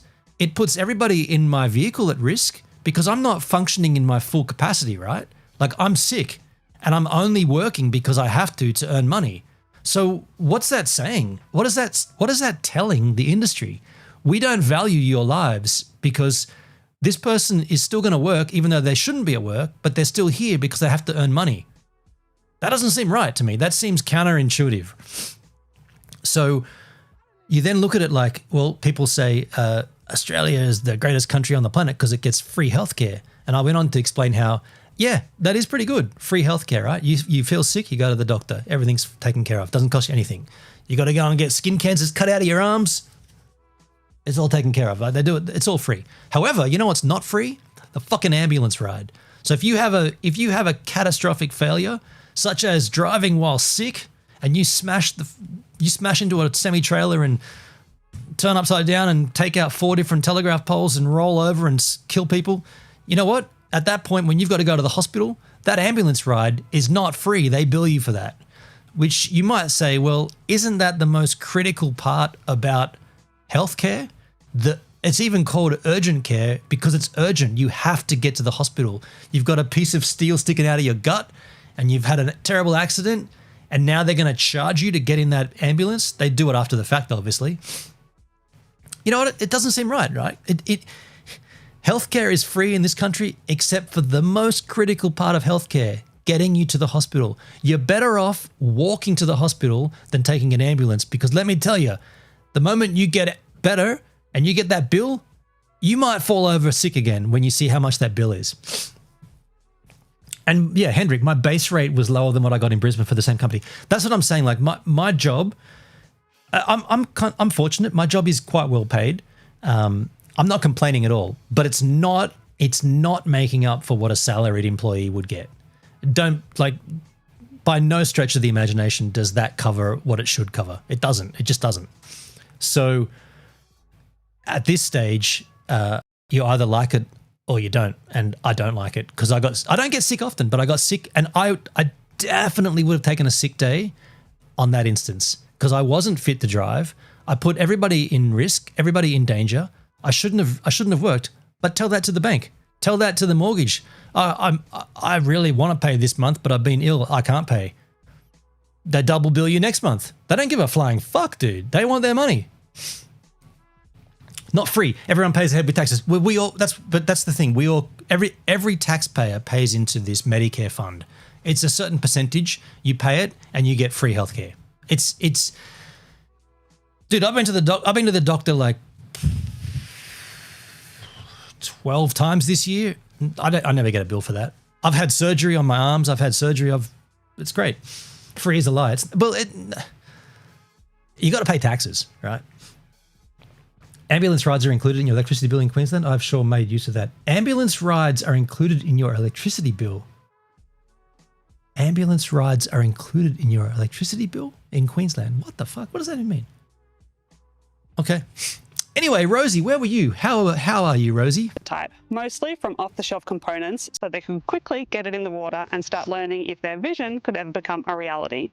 Their 20 kilowatt turbine has been in the water for a decade already. It's just a few hundred meters from here, and today Jonas is taking me out there to see it up close. Let's go take a look. Just back skill. Hooray. Sweden. Looks like a beautiful day out there in Sweden. So this is our S1 turbine. This was the first turbine that SeaTwirl ever installed, and it was installed in 2015. And it was installed on a very small team, so we were basically 3 at the time. Head engineer, the project leader, and the CEO. Oh, I see, Hendrik. I see. It's a levy applied to your electricity bill as insurance for ambulance rides. Is that statewide, like everyone's bill, or you opt in on that? 30 kilowatts. It's based on a land-based turbine. So basically we're taking that rotor from a land-based turbine and placed it on our structure. So somebody else's vertical axis wind turbine. Everyone. design. Okay. Indeed. Interesting. You can see the hub there where the struts are connected. So that's where the generators were placed on that kind of a turbine. So we have extended this with the shaft, and then that shaft is connected to the substructure. Dalesky, what the fuck does electricity have to do with ambulance rides? I don't know, but it seems to be a system that works in Queensland. Yeah, you get a levy applied to your power bill, and it's insurance. Yeah, you use it for ambulance. I mean, yeah, if it works, it works. This rotating spar, basically. And inside the generator housing, we have access to all 3 generators, and then those generators are exporting energy into the land, actually, which is then connected to the yard. So it's actually grid connected. This is weird. Obviously, it's not turning today. It's not much wind It looks like an epic 5G tower. today. No, we've got beautiful glassy water, which is great because otherwise I'd be throwing up over the side of the boat. The worst seasickness. But what about those people who don't pay an electric bill? There isn't that many people that don't pay power bills in this country. We don't really have the solar battery setups. Yeah, I don't know. I mean, obviously you can get solar, but I don't think there's a great deal of people at this stage that are just running solar from a power bank. Everyone seems to be feeding power back into the grid and then getting a deduction or a reduction off their bill. I think that's how it works. Can you tell me through what have you learned? Like, what tests did you do, and what have you learned from having this small prototype?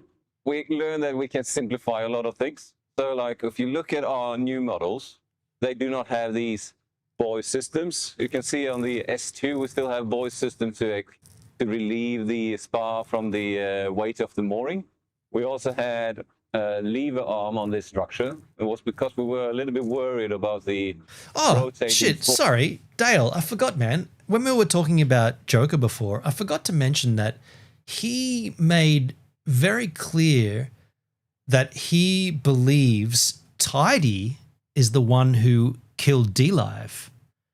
And that's news to me, you know? Like, I did not know Tidy was responsible for D-Live's downfall. Yet Joker, despite not actually saying how he did it, believes that Tidy's responsible. If you have any information on that, or if you have any, are there any, I do not want to watch the whole of his stream, but in the part that I saw, he didn't mention how this happened, but he kept saying that it happened. And if you have a timestamp link to him explaining it, Joker said that's in the Discord again. Like, how did Tidy ruin D-Live? I don't get that. I genuinely have never heard that before. The first time I've ever heard that come up is in that stream 6 years after D-Live has died. Yeah, that's news. I just remembered. I don't know why this triggered it, but I just remembered that then. I said Tidy busted his ass for D-Live. What the fuck have you done for D-Live? Yeah. You saw that in the Discord. So does he have? Can you do me a favor? Can you just ask it now? Just say, hey Joker, when you say Tidy, you can say GivesAMinute wants to know, because I'm not allowed in that fucking Discord. Say, hey, I'm asking for GivesAMinute. He wants to know how Tidy ruined D-Live, and I'd like receipts and links and proof. I don't just want some waffle about whatever. I want the facts. If Tidy is responsible for ruining D-Live, show us how. Please do that for me and say, thanks. Rotor, we thought that would be higher than it actually was. So that is something that we've been learning as well. And so you bought this rotor off the shelf and the generator off the shelf. So what changes have you made since then? Aerodynamic design. And I'm avoiding that arsehole currently. He's a lunatic. So the rotor, Well, can someone who has access to the Discord please do it for me? Because I can't. Unless they want to add me back to the Discord. There'll be a fee, though. There'll be a fee. You want me? If you want my services back in the Discord, I'm going to charge you. I can't even do it jokingly because it's so fucking dumb. it's now designed by us, and we are simulating the full structure. When you're going big, you can't just go strong. You need to be smart about There'll it. be a fee. This is a simplistic way of doing it, utilizing standardized components. That was something that was a great success. How about the aerodynamics? Is there anything that you've learned about the aerodynamics? Did it perform the way you expected? Like, have you put together a power curve from this little guy? So when we simulated in our environment, when we're doing the hydrodynamic part, and we're taking the information that we have from the turbine manufacturer, we actually get quite matching results. Okay, so this was 10 years ago. What was the next step? And the next step was to build the S2. We utilized this turbine to showcase energy distributing companies. Okay, what would it take for us to be able to sell this to you?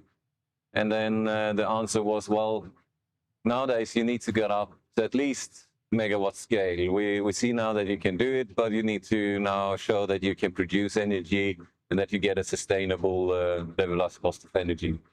And then we had S2, that was our next prototype of this is how much energy we're going to be producing. This is actually working. And then what's next after that? What do you see, like the scale of the, commercially viable unit when you're eventually doing serial production? What size will it be? Yeah, so we have identified a couple of markets. So we have the catalyst markets, which could be like water injecting for oil and gas. Or Sorry, I mean, I've been watching this, but I'm not really understanding it. How do these things spin? Are they spinning because of the current below them, or are they spinning because they're catching air in those sail, not sails? I don't get it. I mean, I've been watching, but I haven't really been taking it in. Of oil and gas or remote islands, fish farms. And for these, we need smaller turbines in some places. So we have a very small turbine that can provide off-grid energy, trickle charge applications. Or we have the large unit, which is called S3 at the moment, which goes all the way up to 6 megawatts. And this is something that we can utilize for electrification of oil and gas platforms, for example.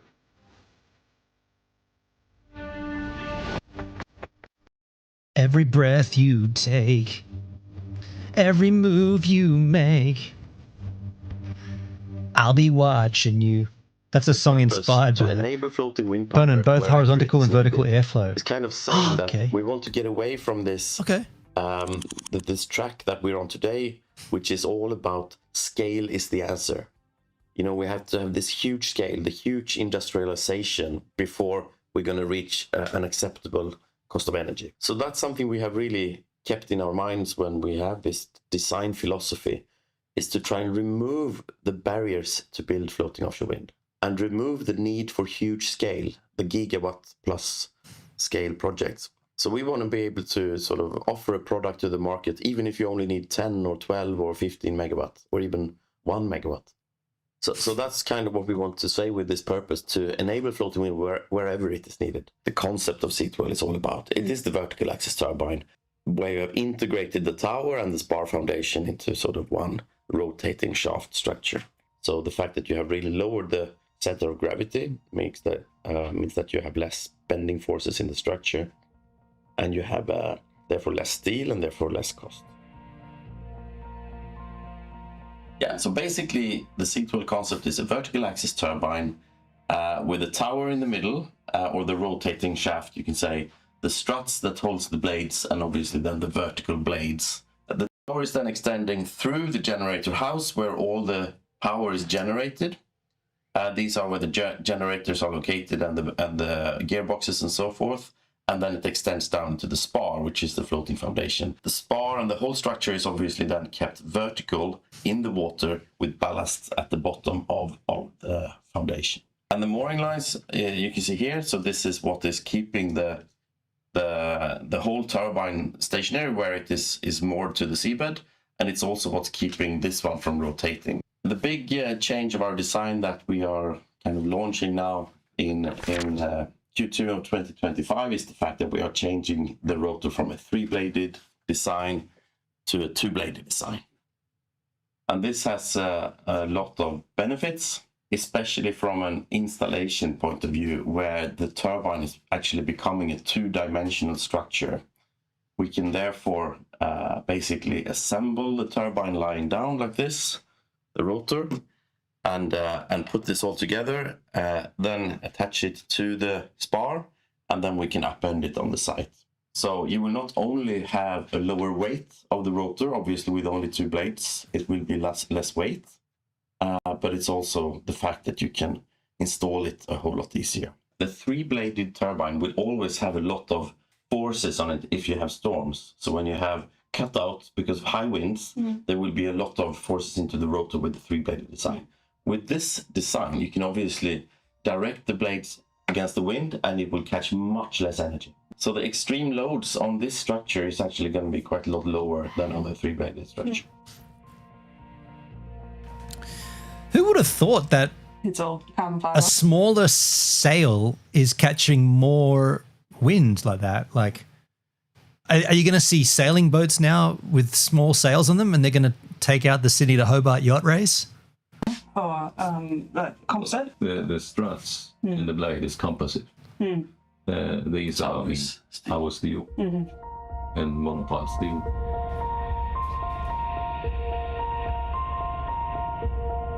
Yeah, so that's a whole lot of advantages. I love this kind of shit. It's interesting. SeaTwirl system vertical axis design, but obviously the big disadvantage with vertical axis is that the efficiency is lower compared to horizontal axis. So can you tell me about what are the implications of that? Yeah, and when you talk about efficiency, you refer to the power coefficient of a vertical axis turbine versus our horizontal axis turbine. And we do have lower. So for the 3-bladed turbine, we are at about 0.42. Yeah, compared to the horizontal axis, which is above the 0.5. It is also to be referred to the projected area that you have, and the area of a rectangle is larger than it is for a circle. So, I mean, for the same height of the turbine, you actually have Dunsky, quite similar. it's so interesting where the world is looking ahead. Yeah, man. It is intriguing, isn't it? At least For sure. aerodynamical output. Actually, when we go down to the 2-bladed turbine, we lower the solidity, but we get more resistance to turbulence, so we can actually get a better power curve. That 42%, is that something that you have measured, or is it at this stage projected? It's projected, and but we BP do and include SO are tip dead. losses from our struts and the junction losses from our turbines, so it's it should be all aerodynamic effects included. How close can you pack them together? It is a very interesting question, and when it comes to vertical axis turbines towards horizontal axis turbines, is that we Luckily, some believe people that we have- paid attention in school and are creative, and other people just copy everything else. Shit. I joined the Fast Golf Cart Brigade this week. Fast Golf Cart, like a buggy. a quicker wake recovery, so that puts you so that you can place them closer. If you have a smaller amount of turbine, you can put them very, very close to each other and induce that you are having a certain defined projected area so that you can actually enhance the power output from the turbines. Oh, you bought an electric car. Is that what you were saying? You bought an electric vehicle? Congrats, man. What'd you get, Doug?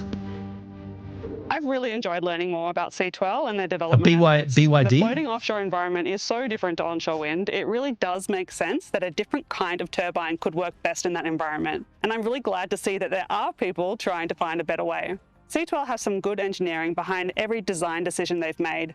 And now I'm really looking forward to seeing whether SeaTwirl can turn that theoretical promise into something that works in the real world. They've got plans for larger installations in the near future, with their 1 megawatt S2 designed and mostly built, just waiting for the right opportunity to put it in the water.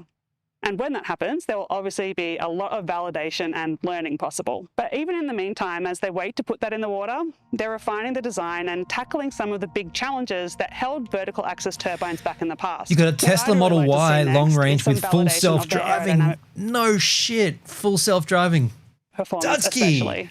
I would have thought they could still learn a lot more from putting a scale model into a big wind tunnel. That's so cool, dude. And or testing a model on I haven't got one, but I'm assuming. It's much cheaper to install and to make changes if needed. Many early vertical axis turbines failed because of unexpected aerodynamic loads and fatigue failures in the structure. So getting solid test data to validate simulations keep getting his Tesla on. Sweet, to ensure that there aren't too many surprises by the time that they get their megawatt scale turbines into the water. Of course, they might already be working on all of that. They've been super open with me, but understandably, they haven't shared their full testing activities. Either way, I'm really excited to see a company that's challenging assumptions in the wind industry and exploring whether there's a better way to do floating offshore 4 years wind. now. Gone to Sydney 4 times. Solid as fuck. Since we filmed, Rad. just 4 days after my visit, SeaTwirl was awarded a €15 million Horizon Europe grant for innovative floating wind turbine structures. It's a huge milestone for the company and one that's put them in a very different position now. There's no way that microphone's working. She's got the microphone in shot, but she's not using it. Compared to when I visited. In particular, their progress towards getting a new turbine in the water should be much easier now. In the water? It's going to be really interesting to see how this funding accelerates development and whether it helps validate the concept at a commercial scale. Thanks so much to SeaTwirl for letting me visit, for their openness. I'd like to drive up the highway one, pay a visit next year if the world's aligned. Yeah, Doug. That'd be cool. That mic was not on. It definitely was not on, Hendrik. Definitely not on. That's cool. Speaking of Casey Neistat, this is one that's been here ready to roll for a while. I'll just refresh my trouser. Yeah, there's something wrong. Something's definitely wrong with my Firefox. It's just glitchy as all shit. Probably got too many tabs out. From now on, I'm not going to tab out. You know what I'm going to do? I'm going to put it on a separate little doozy whacker. The Death of Art on YouTube. Colin and Samir. I've heard of these guys. The focus has shifted away from the creativity part of creator and shifted towards the economy part. You don't have to fit in a lane. There's a million lanes, and if your lane doesn't exist, just go ahead and start it. If you're in it because you want to make money, you want to get the views, like, fuck you, I don't care about you. So we've been wanting to make this episode ever since we started this channel. And the fact... Just a heads up, this Casey Neistat, I haven't followed this guy for a while. Like, I don't know where... The last I remember watching him, aside from the Don't Be Blue Shirt Guy videos, the 366. It's a 366? 366, right? That studio thing he See, Sophia and I were not lying about the occasional glitch. I know that there's been a glitch, and I'm pretty certain it's Firefox. I thought it was because of all the plugins I've got running, but I've deactivated them. I removed them. Why is that still there, though? 369, that's what it was. Yeah. I thought I got rid of all these. Extensions, I got rid of them, right? Audio compressor's still on, turn it off. Delete it. 369 Broadway, that was the location. Yeah.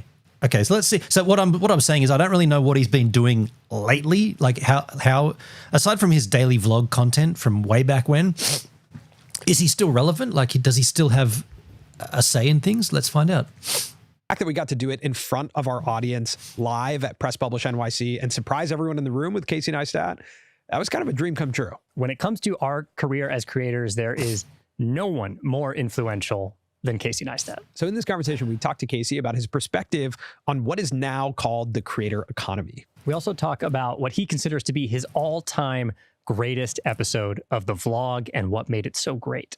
We also talk about his perspective on the world of Hollywood getting involved with creators like Mr. Beast. He's funny. Casey Neistat's funny that he got so famous and had so much money that when he came to Australia, he just decided to fly his drone in Sydney Harbour, highly illegal. Like you just can't do that. And he just did it. And he's like, I'll get a fine. I think he got fined by the CAS at like $20,000 to flying his drone in Sydney Harbour. He's like, I'll make more money from that video on my YouTube channel than that fine's worth anyway, so hit me up. Do you want me to pay you in cash or just do a little a check?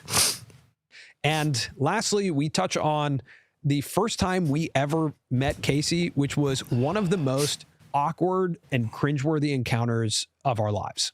We've thought about it pretty much every single day since it happened. And we finally got to talk it out live on stage, which is actually kind of like just this nice cathartic experience. Felt like closure. Now, Press Publish NYC was made possible by a few sponsors who really saw our vision before we put on this event. And one Bring of back those is a CreatorCast. longtime partner of ours, Adobe. They're also the sponsor of this episode. I'll tell you more about I'm that. always down for CreatorCast, man. I've got the tech to run CreatorCast. I've got the channel. I'm definitely down. The only way we'd do it, Hendrik, is if it was the four of us. Scotty Muir, Jay Boston, Danny Black, and myself. That's the only way it would work. YouTube. What did Jay call his channel for a while? He changed it to, what's his digital agency?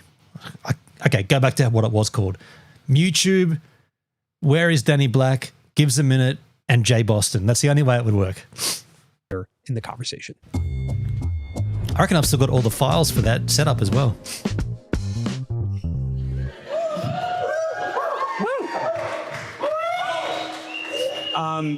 Casey, where have you been? You know, before we get into that, I have a question.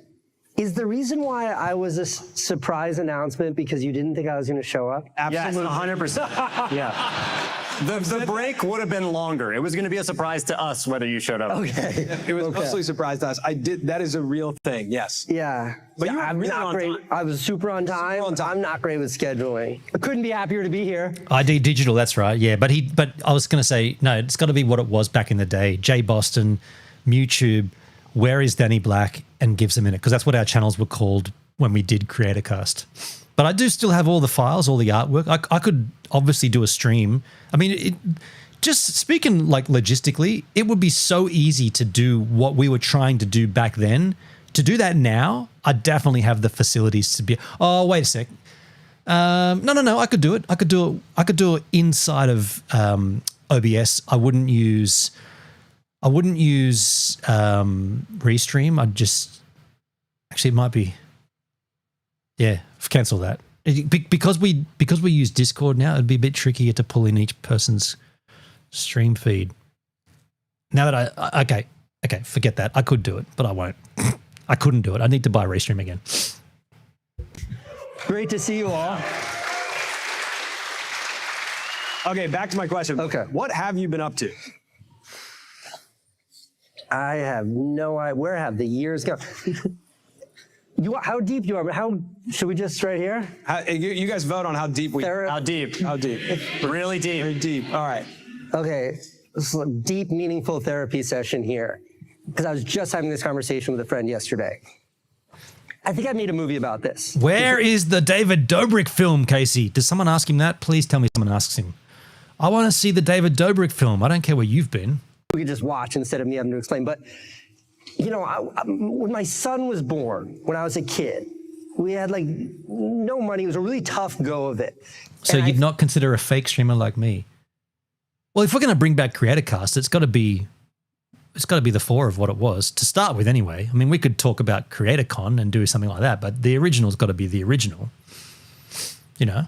Fantasized about what I would do when I had kids again later in life. And I painted this like portrait of what that would be. And then by hard work. Look how overexposed that background is. That's horrible. Why have you done that? That's a horrible stage design. And all that shit, mostly luck. I like got that. I achieved like that thing right when my daughters were born. Like I had just sold Beam. The concept, like, not the people. The YouTube thing. The people, like, all not this the concept. shit happened, and I found myself in this position that I had these two little girls. And then I got really spooked because of YouTube fame. And I was like, you know, like, fuck this. Let me just go away and hang out with my kids for a while. Wow. And that was like 7 years ago. And it's like a really amazing, awesome, special thing, but it's also like really indulgent. And I think I might be like You know when your dad catches you smoking in the basement and he makes you smoke the entire carton of cigarettes? I think I might need to get back to work soon because I'm starting to lose the running out of money a little bit. So you smoked the entire carton of cigarettes. It's been fucking fantastic. Of relaxation. Of taking a break. Of being a dad. Yeah. Of like spending time with my kids. Like, I don't know, I'm 44 and my dad's 73 and he just retired. And I was like, 5 years ago, I looked at my life and I was like, I'm in a position to not retire, but to like take a piece of life that most people don't get the opportunity to do till much later. Let me just like take a cash advance on that and do it right now. Yeah. And that's what it's been. And it's been great. And like, I think I'm like the luckiest human being in the world to have had that opportunity. Yeah. I want to ask you about your perspective on the creator economy now, because when I was watching you during the daily vlogs, to me, you were the... Wait. You've just spent 4.5 minutes, well, Casey's just spent 4.5 minutes saying how he's just been away from everything. He retracted, he withdrew since he had his baby girl. And now you want to ask him, what's your take on the creator economy? He just told you he's not involved. It'd be so good if Casey just goes, I don't know, because I haven't been involved in it, like I just said. After my daughter was born, I pulled away from it all, so I don't know what's going on. 44, he's a spring chicken. He looks older than that, I thought. He looks like he's shrunk a little as well. Heart and center of the creator economy. You were the proudest of creators. You were putting them in your vlogs, amplifying them. You were proud of the format of this new version of media. And I think that was inspiring to Samir and I, and it was inspiring to a lot of people. And then, like you said, you kind of stepped away. And the creator economy has sort of run, and it's gone in a direction. I'd be curious, outside, having not posted as much frequently, not being in it as much, what's your perspective, both the good and the bad, of where we're at now? Well, I resent your usage of the term creator economy to begin with. I've always been good at business, and it's always been a major priority of mine. He sure has I shrunk. always had a real distinction between creator and economy. He looks like it. And, I was doing the daily show, and I was like, anytime I saw someone interesting, no matter how big of a creator, how small. I always wondered, and I brought this up on CreatorCast, and I don't think we ever resolved we never got to an answer, but I always asked, why did you not see Casey Neistat do live streams? Do you know what? Let's go to his channel. Let's go and have a look. Casey Neistat, YouTube channel. Casey Neistat. Here's his channel. 12 million subs. There isn't even a live tab. He has never gone live. Now, why would that be the case? Why would you think the biggest creator on the platform is afraid to go live? I never understood that 5 years ago, whenever this all popped off, whenever it all finished. I never got that. What was he scared of that he couldn't go live? Do you remember he made that voting campaign, just vote for Hillary Clinton? No, not Hillary Clinton. What was his political video that he flopped on? I said at the time, why didn't you do this live so we could ask questions? Are these creators that are so big, so frightened of what their audience is going to say to them that they can't go live? No live. Never been live. Doesn't even have the tab there, dude. No live tab, right? Go to any other channel.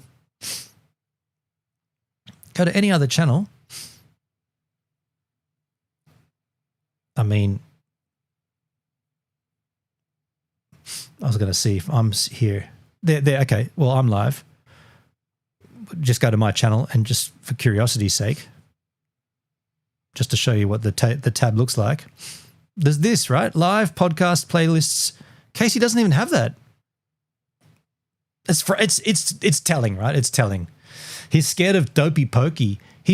I genuinely think this guy was frightened about what people would actually say to him if he went live, which is okay, but then why should we pay attention to his views on the creator economy if he wouldn't even involve himself with all the facilities that YouTube offer? Live has been, a lot of creators make their stand by doing live streams. They start their career by going live.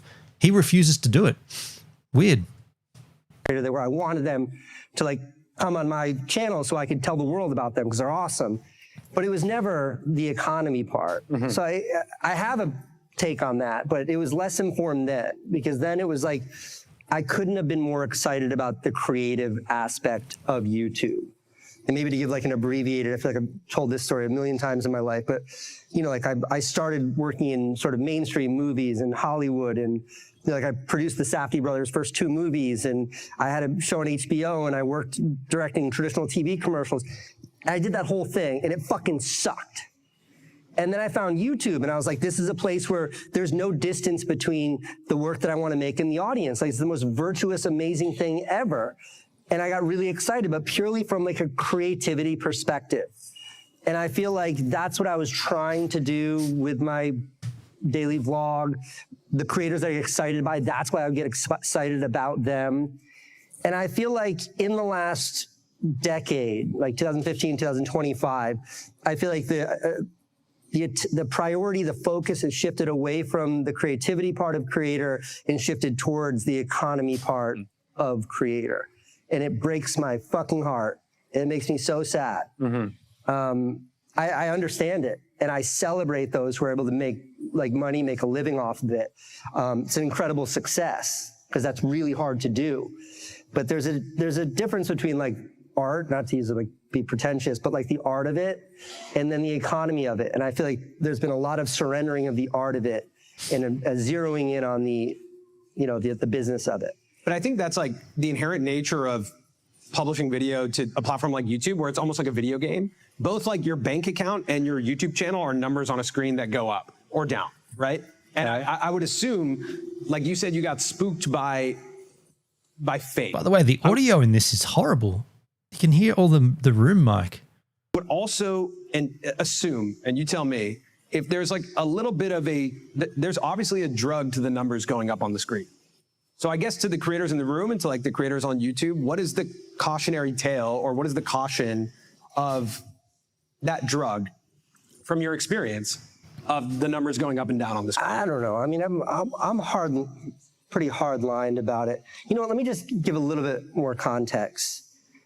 It's not unique what I just described to YouTube. Yeah. Like, I think a really good example of that is like cinema in the 1970s was, for me, like peak cinema, because the studios didn't know what a successful movie was. They were just making all kinds of movies like Harold and Maude, and these like movies that could never be made today. And some of the greatest cinema in history was made, and some of them were really financially successful 50 years ago. And now we have Netflix, which has all of the data. Netflix is the Mr. Beast of cinema. And they like, what do people want to see? They want action, they want this, star, and they're just putting out like, it's shit. So this is not unique to YouTube. It is just like, this is what happens to art when you have access to the data behind it. So I don't fault creators for that. And I don't fault the industry. This is a very natural thing. Right. I just have always fallen, the thing that gets me excited, that I'm passionate about, is always the creative. And the business lives in a different world. Now, Hendrik, the chick 3/4 to the right has bad hair. Okay. Your question. I think that was kind of the question. I don't think it was. I think I just asked you what you've been up to. That's it. No. You asked a specific question. I said, let me give you context. Just the cautionary tale. Like, how do you? I see. Rationalize, like, because like, even for me, you know, when I first got into this, I was like, I want to be a filmmaker. But what naturally happens is you search for validation. I hated it how Casey Neistat referred to his vlogs as movies. I thought that was dumb. You know what else that did, which was a horrible little trend that went on for a while with, oh wow, my Stream Deck's not working. Why is that not working? That's weird. You know what else that did, which was a horrible trend for a while? It gave people like Nicholas Cole, you remember he used to color grade all of his vlogs? And remember there was that stupid phase of aqua and teal, and everything was color graded and it was all shot in like 24 frames a second. And he was like, yeah, man, it's a cinematic feel. I'm like, you're not making a cinema film, dude. You're making a vlog. We want to see what you're doing in your day-to-day activity. You don't need to color grade this shit. Just make it look like it did when you went to the picnic. He was like, no, man, cinematic, man. Like, you're not making a film. It was so dumb. I mean, and it's all because of Casey was referring to everything he did as a movie. It's like, you're not making a movie, man. Like, I never got that. I was like, why are people, and everybody fell for it. There was all these different LUT packages you could buy, and you could color grade like Casey and make it all and it's like, but we're just watching you hanging out at the park. Why does that need to be color graded? Old mate Nick, cinematic tings, he got suckered into all that crap. It was so lame. In our world comes from views and money. And you're trying to navigate yourself as an artist or as a creative, and immediately these people are paying you for something, and you're like, I guess that's the thing I should do. Or these people are watching something, I guess that's the thing I should do. And then when that dips, you're like, oh, I guess that's the thing I shouldn't do. Right? And like you're trying to navigate yourself, and I'm just curious, like if you've experienced that feeling. Of course, and like I have a hardline take on it that I'm reluctant to really represent, because not my taste. I am successful. I have made money. I have financial, like I've done all these things. So it's easy for me to say. Yeah. But that hardline thing is like. Now, before Casey answers that question, I want to talk about the two biggest factors in us starting our YouTube journey. Is this an ad break? Are you kidding me, dude? You slid that in just like that? I'm going to skip it just like this. Little ad break there. Get him out of there. That hardline thing is like, if you're in it because you want to make money, you want to get the views, like, fuck you, I don't care about you. Right. Like, there's a place for you, and you might be able to find success in that world, but I don't care. Get someone else to talk about that, because I don't give a shit about that. That is so uninteresting for me. Like, none of that excites me. The creators that excite me are people who make something because they love making it. And there's often a connection between people who make stuff because they love making it and success. It's usually not as successful as the people who are just there to win. Like, a great example of this is the Academy Awards are like 80 or 90 years old. I used to know the exact number, 90-something years old. And in the history of the Academy Awards, the amount of movies that were the highest grossing movie of the year that also won Best Picture, it's happened like twice. Like Return of the King, and I can't remember the other one, which means the movies that artistically were the most celebrated were 97% of the time not the ones that made the most money. Interesting. And I love the movies that were most celebrated. Like, I love good art and good creativity. So your question about like, what's the cautionary tale? I think it's like, be honest with yourself about why you're getting into it. The reason why I'm such a huge fan of Jimmy Donaldson, like I'm the biggest Mr. Beast fan, is because of his clarity of his purpose. Yeah. Jimmy, like I've known Jimmy since he started on YouTube, and when we met before he was Mr. Beast, he never said to me like, how can I be a great filmmaker? Right. I want to tell the best stories. Yeah. I want to make art. He never said that to me. He came to me and he was like, I want the most fucking views. And I was like, I like your focus, man. I like your focus. Yeah. And I was like, I was like, that's consistent to today. Yeah, I was like, I don't know, bro. Like, yeah, I don't know. Like, try this. Get 10 people to stand in a red circle. I'm just kidding. That was not my idea. But like, that's what I respect about Jimmy. Because Jimmy has never claimed to be anything but exactly what he is. And he's succeeded in that world beyond anyone that's come before him. Right. And I have tremendous admiration for that. It's the conflation. Hendrik, Mr. Beast is a creator for money only. I cannot handle him. Yeah, I mean, I don't go for his content either, but you can't deny that it's pretty unique what he's done. It's when people, you know, they say they want to be artists, they say they care about the creativity, but all that matters to them is that blue line. Yeah. I don't know what's the app called where you see your stats? YouTube Studio. I don't have that app. That's so healthy. Yeah, it's a good decision. Yeah. It's made my life so much better. Yeah. But again, it's really easy for me to say. Right. It's really fucking easy for me to say. Casey Neistat comes from a place of privilege because he doesn't need to have that app because he's got millions and millions of views. Millions of subs, millions of views. Whatever he publishes, people are going to watch. You don't need... Everybody else needs the app, but you don't. Have any rules for yourself around how you commercialize your art? Because when I look back pre-vlog with you, one of my favorite series ever was your Mercedes CLA project, where you made 4 separate videos about making an ad for Mercedes. And that inspired Samir and I a lot. And whenever we would get the opportunity to work with a brand very early on, we would just say, like, we'll make you a 4-part series, a 2-part series. Like, we'll make a whole thing about this. We'll make a whole show. And then that kind of shifted now. People don't even really want that. They just want you to kind of like talk about it and integrate it. But I'd be curious how you look at, like, how do you commercialize it and still keep to your taste. Did you just say you got in trouble for that? I had so much trouble for that. I just can't talk about it. You can't talk about it? But I did. In the end, like, there was supposed to be like a 7-figure ad buy behind the Mercedes campaign. And in the end, they're like, you can publish it, and they killed the entire ad buy because of like internal politics and stuff. We left on good terms. Okay, parenthetical to that. This was not why things went south with the Mercedes deal, but the CLA they gave me was a pre-production one that was meant to be pushed onto the floor of like New York City Auto Show. Like, they didn't have a finished one. This thing was like put together by hand, had no suspension, like the door gaps really wide and stuff, and they like loaned it to me on the back of a flatbed truck, and I brought it out to the Bonneville Salt Flats and was doing 360s at 90 miles an hour during a rehearsal, and we totaled it. Oh, really? And we had to put it on the back of the truck and cover it. So all Mercedes was like, cover it. Don't tell anyone to photograph it. That was my bad. And they were chill about that. Mercedes was, they were incredible to work with. There was just some political shit at the end that made that go south, which was a real bummer. But your question about how do I navigate it, I think it's challenging. You know, I will say one thing that's awesome and virtuous and that all the creators in this room get to benefit from is that when I made the Mercedes campaign, I think it was 2012, or when Max and I made Make It Count for, Maxie's over there, when Max Joseph and I made Make It Count for Nike, before we got to do those sorts of campaigns, you had to first convince the client, you had to convince Nike, you had to convince Mercedes that this was a good idea, that anyone on YouTube might give a shit about their car or their sneakers or their light up wristband. And that was the hardest part. And now that is just, it is understood. Like my agent said to me, YouTube is the most important platform on television. Like, there's no doubting the role that all of you play in the economy of advertising and marketing. And that's an incredible thing.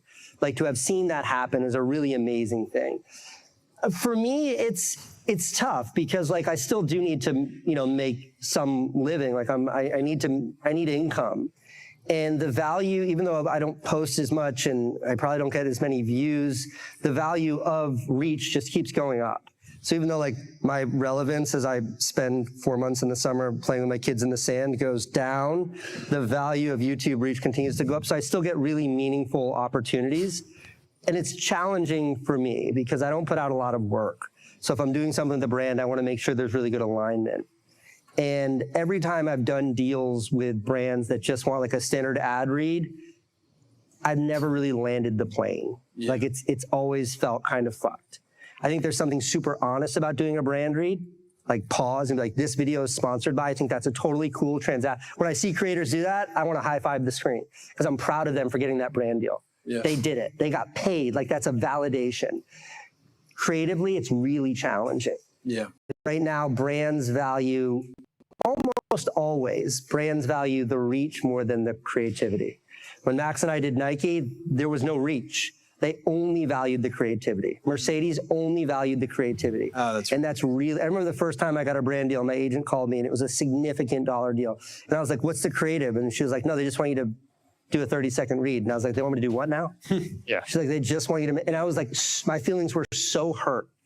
I was like, they only like me for my phone. Wait.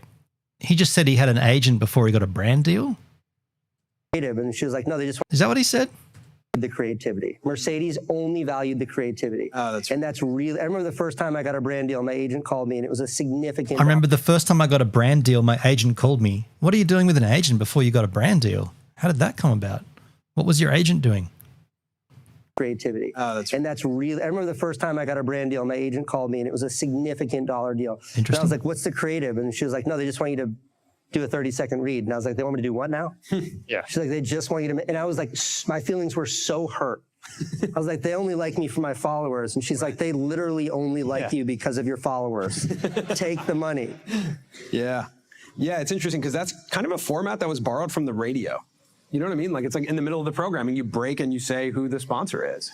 But on that note, like, YouTube has been the most watched app on connected TVs for the past 6 months, which is honestly insane. That, like, more than Disney, more than Netflix, more than Hulu.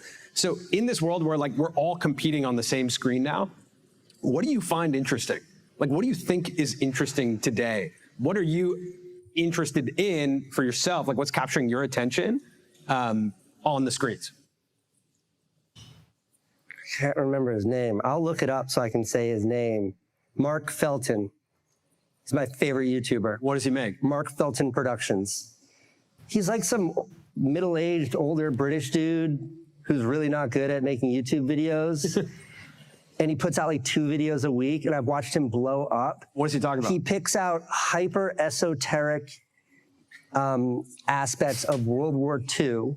He's a historian, so they're perfectly Do you know Mark Felton Productions? Are you fucking crazy? I've never met someone who knows Mark Felton Productions. Dude, this is the room to meet someone. And it has this intro, and it's like, doo, doo, doo, doo. He's like, hello, today on Mark Felton Productions, we will discuss the handgun that changed the face of war from September 4 to September 19th, 1941. And it's 12 minutes, so I'm like, fascinated. And he's like 2 million subscribers. That's amazing. His videos are all evergreen. And for me, it's like, it's indicative of the fact that like I'm interested in something very narrow. Yeah. And there's this guy, and if 5 years ago or 10 years ago when like creators were like young, handsome people sitting on or pretty people sitting on the edge of their beds saying, hey guys, the idea that this adult historian was going to be able to find an audience. I would say Aussie showing us around New York and USA. Right. I know where you're going with that. Oh man, what's going on? Faffing around in the back end here. I apologize. I'm faffing around with some shit, trying to work out if Firefox is a resource hog. Is wildly successful.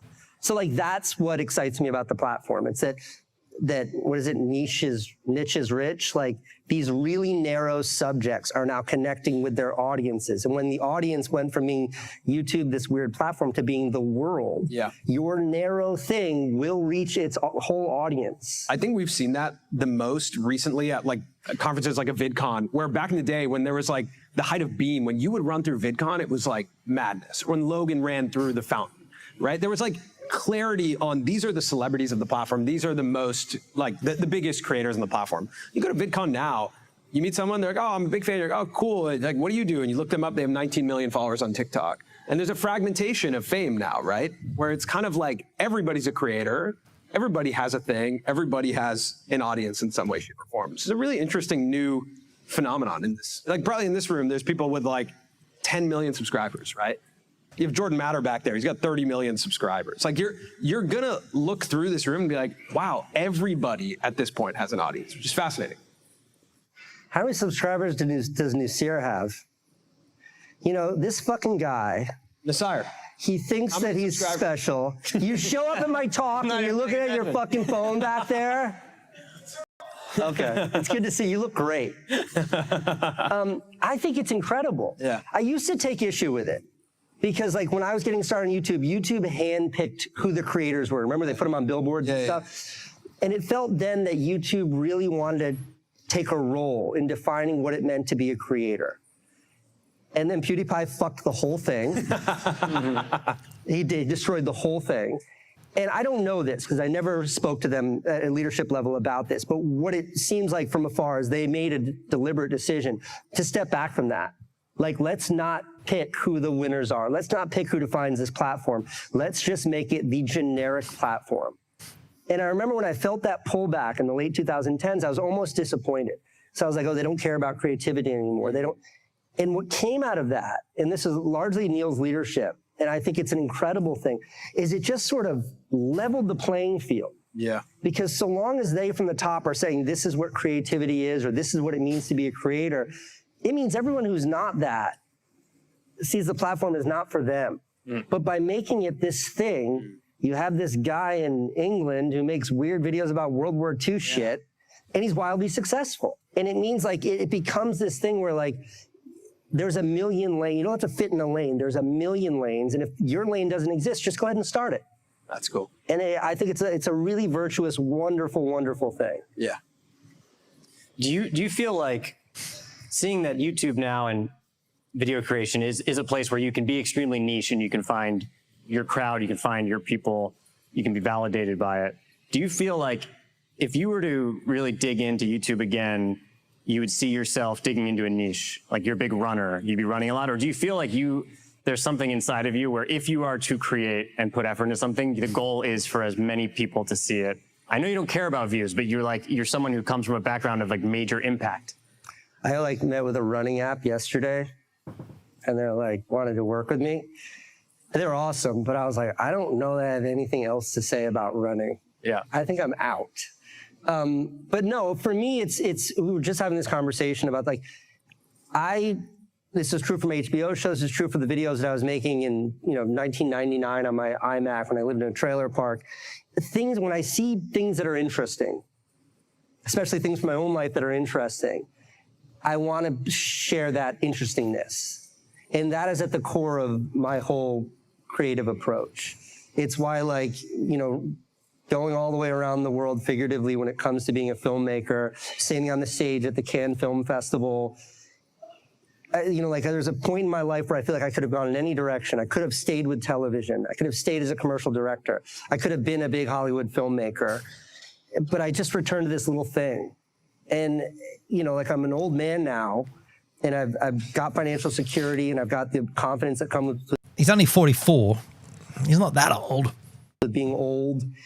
And I look in the mirror and say, what's the one thing I want to do if I could do anything in the world? And it's like, I just want to sit alone and make whatever interesting thing seems funny to me. The movie I've been working on for the last 10 days is that my baby daughter taped up in the shower, facing the shower, so on the glass on the outside. It's just a list of 8 things that you have to do in the shower.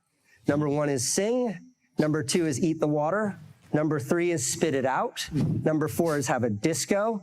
Number 5 is make a potion. Number 6 is get the potion in your eyes because you're dumb. She wrote it, I didn't write that. Number 7 is blow bubbles. Don't remember what number 8. I've been reading that every day, and I was like, I have to make that video. I've destroyed 4 Sony a7S III cameras because filming in a shower is impossible. But that is fascinating to me. And I'm like, that's what I don't like about him at all. Like he basically just said to you, I'm so rich I can destroy these cameras to make a video. No one else can. Everybody else would use a GoPro if you're going to film in the shower. But yet he insists on using, it's like Peter McKinnon was shooting his vlogs with a 1DX Mark I because it was shooting 4K, all interval frames, like every frame, a full, like the codec was all eye, and big heavy camera to hold up. No one else can afford to do that. But yet these guys are so ridiculously wealthy that they can blow 4 cameras. It's so out of touch. Like it doesn't make him look good. This makes him look like an absolute twat. I want to make this movie. You want to make the movie? Just use the GoPro. Everybody else would use a GoPro. Why do you have to use a Sony a7X in the shower? There's nothing that I've done in my career, including standing on the stage at the Cannes Film Festival, that gets me excited the way that little idea does. So let's unpack that, because that idea, you see something. Is it just that it's so wonderful and wonderfully human that it's almost, or because how do you discern this one is enough for me to work on a video? This one's just kind of cool. I'll share it with a friend. I feel like I have a million ideas during the day, and to invest the time into making a video, especially with the scarcity that you're making them, what's the? I don't know that I intellectualize it quite on that level, but I will say the threshold's much higher now. The beauty of doing the daily vlog, and I feel like of the 800 episodes, 750 were about this idea, is there's a forcing agent. So I go to get a smoothie. I'm like, how do I make this interesting enough to warrant a video? And that was an incredible creative exercise, because you had to find, it wasn't when interestingness strikes me, it was when I had to find it. I was always on the search. If I came here today, I'd be like, oh, fuck, do I make a scene out of this? And that's a really good creative exercise. And I'm on the other side of that now. So it's always just sort of looking around. But I stared at that thing every day, and I'm like, this is funny, I can do something with this. And the irony of it is, all the camera gear that I've soaked and don't work, and I've flooded my apartment bathroom, and that whole scene is going to be about 9 seconds of a 5-minute video, because I made that video. I was like, this isn't a movie. What was I thinking? And then I have to figure out the movie. And it's the process is the reward. Yeah. So I guess it's just whatever is motivating enough to pick up the camera and get started, that kind of initiates the process. I think one of my favorite videos of yours that I always reference when it comes to turning something in, really understanding how storytelling works, is when you had to rescue the drone. Do you remember that video? Yeah, it's called My All-Time Greatest. Because that was my all-time greatest movie ever. Because I looked at, I don't know if you changed the title at some point, but I remember seeing that of my all-time greatest. And I was like, this is actually turning a situation that you got into like an incredible story structure of problem, solution, triumph, this like Harmon story circle. This is the greatest 3-act narrative ever. I remember editing that in my apartment, and we had a baby, and it was like 1 in the morning, and I finished it, and I'm like jumping in the chair, and I was like, Candace, you gotta see this. And she watched it, and she's like, you lost your fucking drone, Casey. Nothing happens here. And she's completely right. This is such a nothing video. Yeah. But it was like finding the dramatic tension. Right. Of like a truly, like that scene in like Argo when they finally like escape Tehran and like the plane's taking off and they're like, we're now serving alcohol, we're over international waters. And it's this moment of like, they did it in elation. Like, I felt like I achieved that in a video about nothing. Yeah. Like, so it was purely about, you know, that idea of finding this story structure, even though the subject matter was about something that was like, not even incidental. It was such a nothing. There was no substance to it whatsoever. Yeah, I love that. I want to ask you about working with other people, because we're about to speak with Max and Cleo. And I know you've worked a lot with Max. And historically, you've said that you are not good at managing people, but there are people that you collaborate with. And I'm wondering, David Dobrik. What about that film that you made that you'd never released? What about that? For you to collaborate with someone? It's not just that I don't. He's not going to talk about it, is he? Like managing people. I don't work well with others, period. Like when I moved back to New York from Los Angeles, my only goal was to have no employees. And in my office, like I mop the floors every week, I take out the trash, like I have no one. And it's my happy place. Like it's my favorite thing. And at Beam, like at the height, we had 38 employees. And the rule was, I will shut this company down before I'll have a one-on-one meeting with any of our employees. And the only reason why that company worked is because I had a partner, Matt Hackett, who's one of the best managers, one of the best people I've ever met in my life. And we sort of found that at the very early. I was like, look, here's the role I can play. This is the role he can play. And it was a perfect marriage. But creatively, like, I don't work well collaborating with others. Max Joseph is the only person I work well collaborating with. Like, there are 1,200 videos on my YouTube channel, 1,198 of them I edited. The 2 best videos, Max edited. And like, he's the only person that I work with. Like, a great version of this is Dan Mace. Yeah. Dan Mace is a better filmmaker than me in every capacity. He's a better storyteller. He's a better narrative filmmaker. He's a better technical filmmaker. He's an incredible filmmaker. And I moved him from South Africa to New York because I couldn't make a video a day anymore. I was losing my mind. So I'd have somebody to help me. The first 2 weeks, I had him try to assist me on the edit. After 2 weeks, I was like, this is taking 10 times as long and the videos are half as good. Like, you're completely fired. The only thing we're gonna do now is just hang out with me every day because he's awesome, he's my best friend, and he's great on camera. And like, that reflects vividly on how bad I am at collaborating because he's an incredibly capable. I'm not getting much from this, to be honest. I don't know what I'd expected from Casey Neistat, but I'm just getting a lot of, I made a lot of money and I can blow it on whatever I want. That's the vibe I'm getting from him. Maker and an incredible collaborator. The weakness was all here. Like, I couldn't have had a better partner and I still failed miserably. I don't like it. I love being alone, like just myself sitting there staring and figuring it out. The only exception to that is Max. Max is the only person I show my rough edits to. And he's like, nah, bro, you fucked this. I'm like, ah. And why I hate Max's feedback is that he's always right. Yeah. It's the worst kind of critic. So we're entering this moment where it feels like obviously when CNN bought Beam, I remember that. I remember that. Yeah, you remember that? That's awesome. I remember recognizing 25 million, wasn't it? Like, oh, that's really interesting. From my perspective or my perception of it was, man, they really want Casey. They really want to work with Casey. Yeah, I didn't see it that way. I am seeing kind of a moment in time that's happening again in the creator economy, where I'm seeing Hollywood studios get really interested in us. I'm seeing more traditional companies and brands get interested in creators because of what's happening on connected TVs. Like, we are the thing. We're controlling attention. What's your advice for, like, if we want to get involved with a brand like that, or like big Hollywood studios, or how do we navigate that? I have a simplistic take on it, which is like, what are they bringing to the table? What are you bringing to the table? Yeah. You know, I had this talk with Jimmy about his Netflix show, Amazon show, yeah. Which was awesome, by the way. And I remember saying to him, I was like, look, this show, if it's the most successful show in the history of Amazon, will do less views than your worst performing video. What are they bringing to the table? And he had a fantastic answer. He was like, a kind of formality in my production I've never done before. They introduced me to a new audience. They forced me out of my comfort zone. And I was like, those are fantastic answers. You should do it. But if you're not asking yourself that question, or if you're like me, because like I grew up in a, like my mom has framed in her house, I was there this weekend in Connecticut, the TV guide. No one here under 40 even knows what a TV guide is. You know what a TV guide is. My mom has, from when our HBO show came out 15 years ago, she cut it out of the TV guide. And for me, there's nothing I will do in life that will trump that success. That show was seen by hundreds of people. Right. But to her, that's this thing. So like, I still have this, I've shed it, but like, there's no greater thing than television. There's no bigger deal than being in a film festival. There's no, you know, there's nothing more important than having Netflix say, we want to give you a show. And I think that's mostly ego. Like, I don't think that's the case. And if you're chasing that because of ego or because of validation, I think it's most often a mistake. Yeah.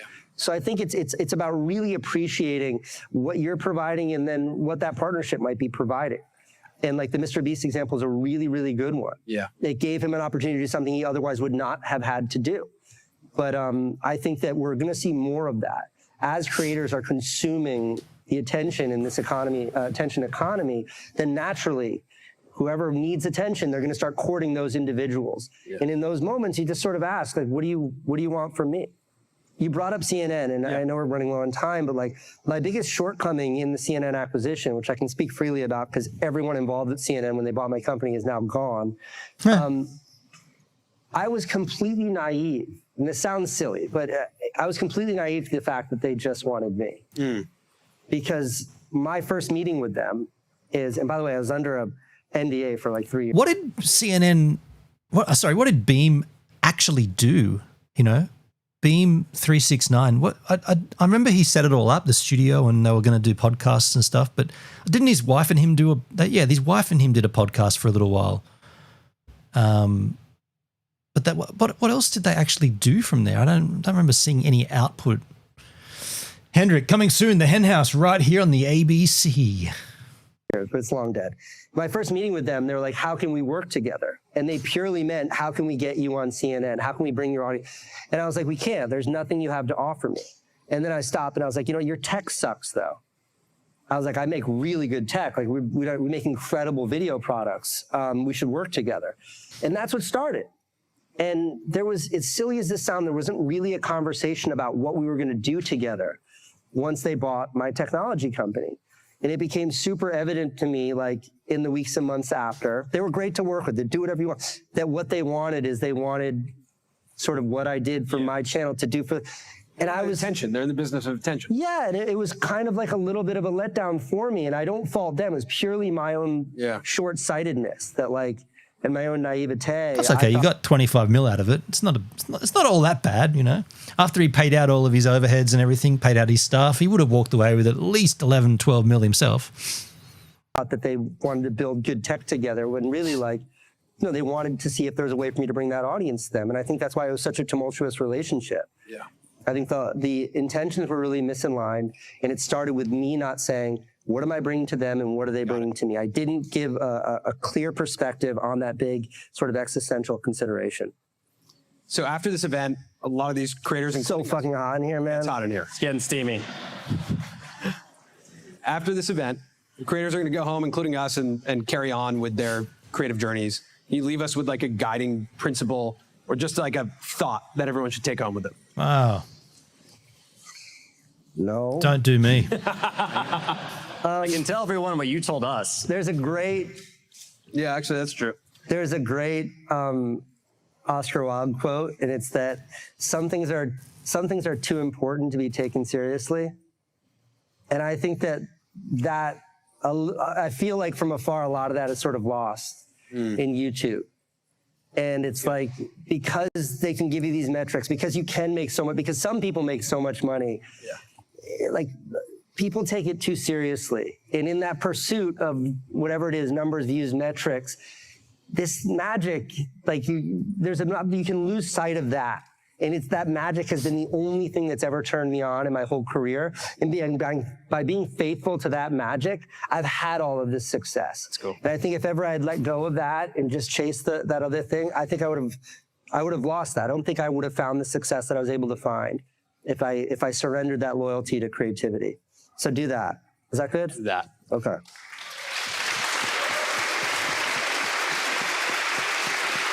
I got absolutely jack shit from this interview.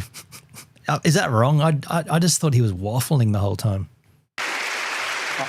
What are these ping pong rackets everybody has?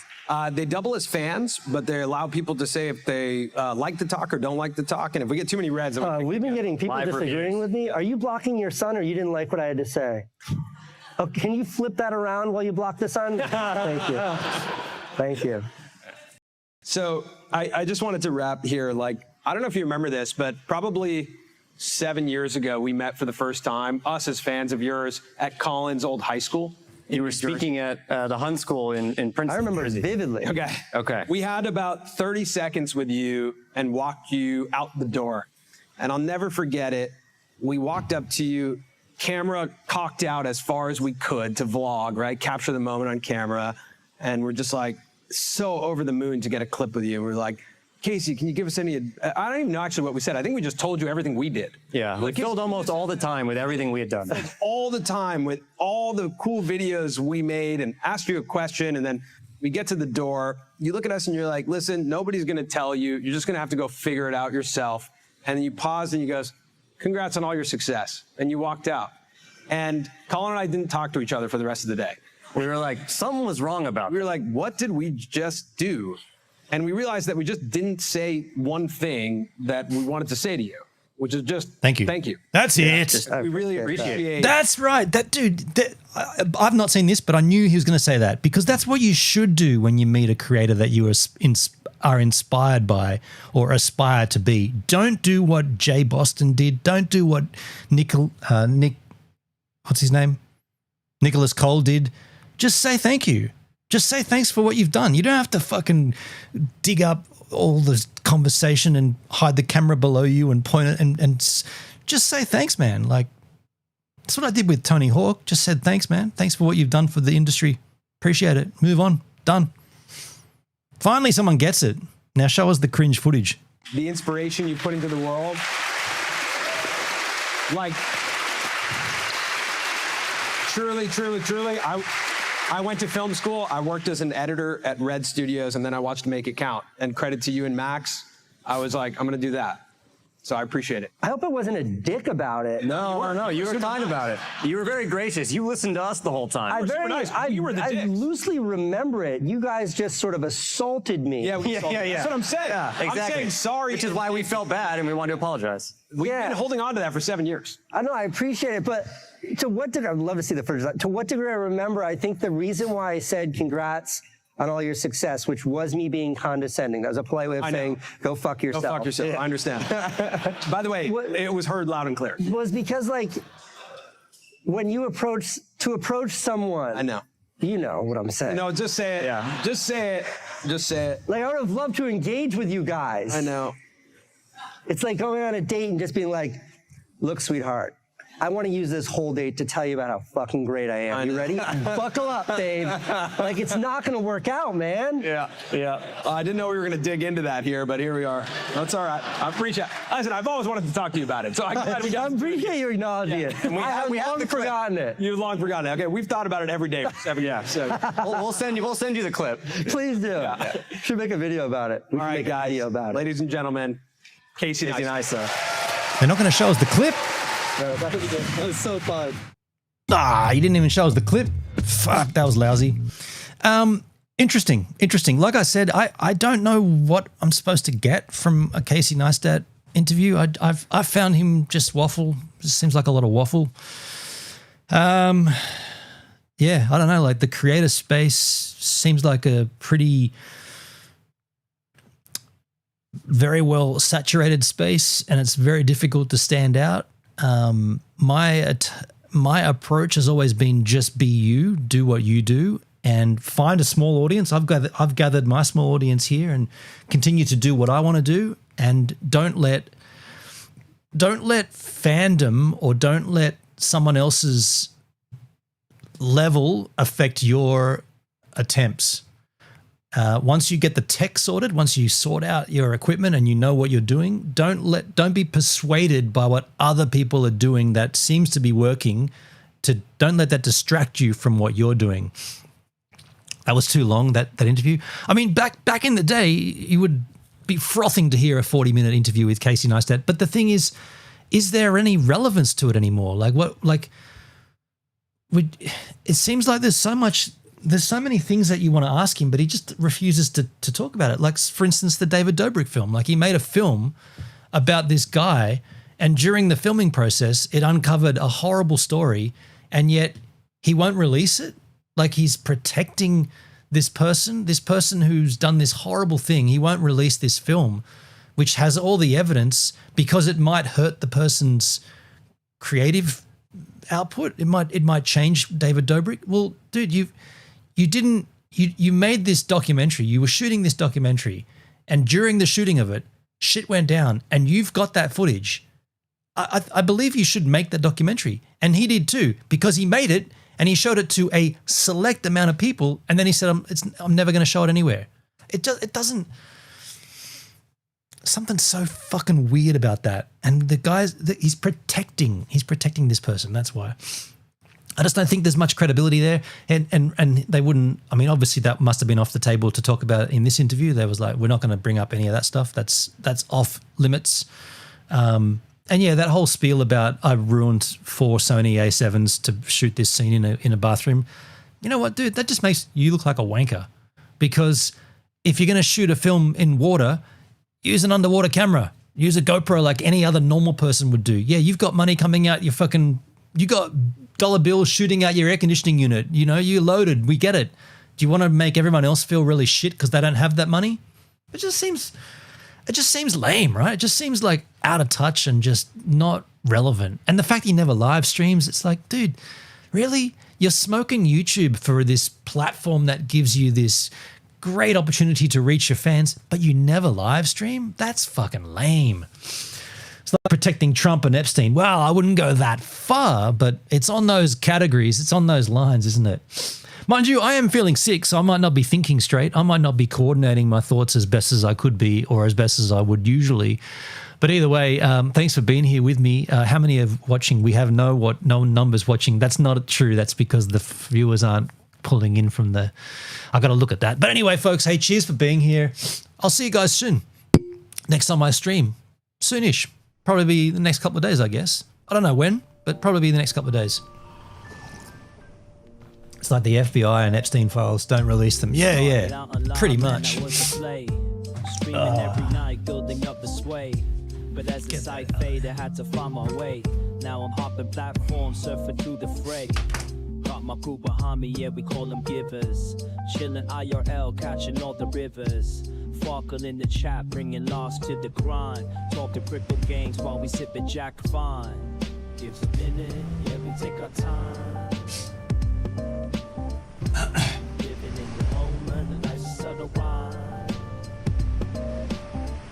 Through the land down under, streaming through the night. New Zealand vibes, surfing waves.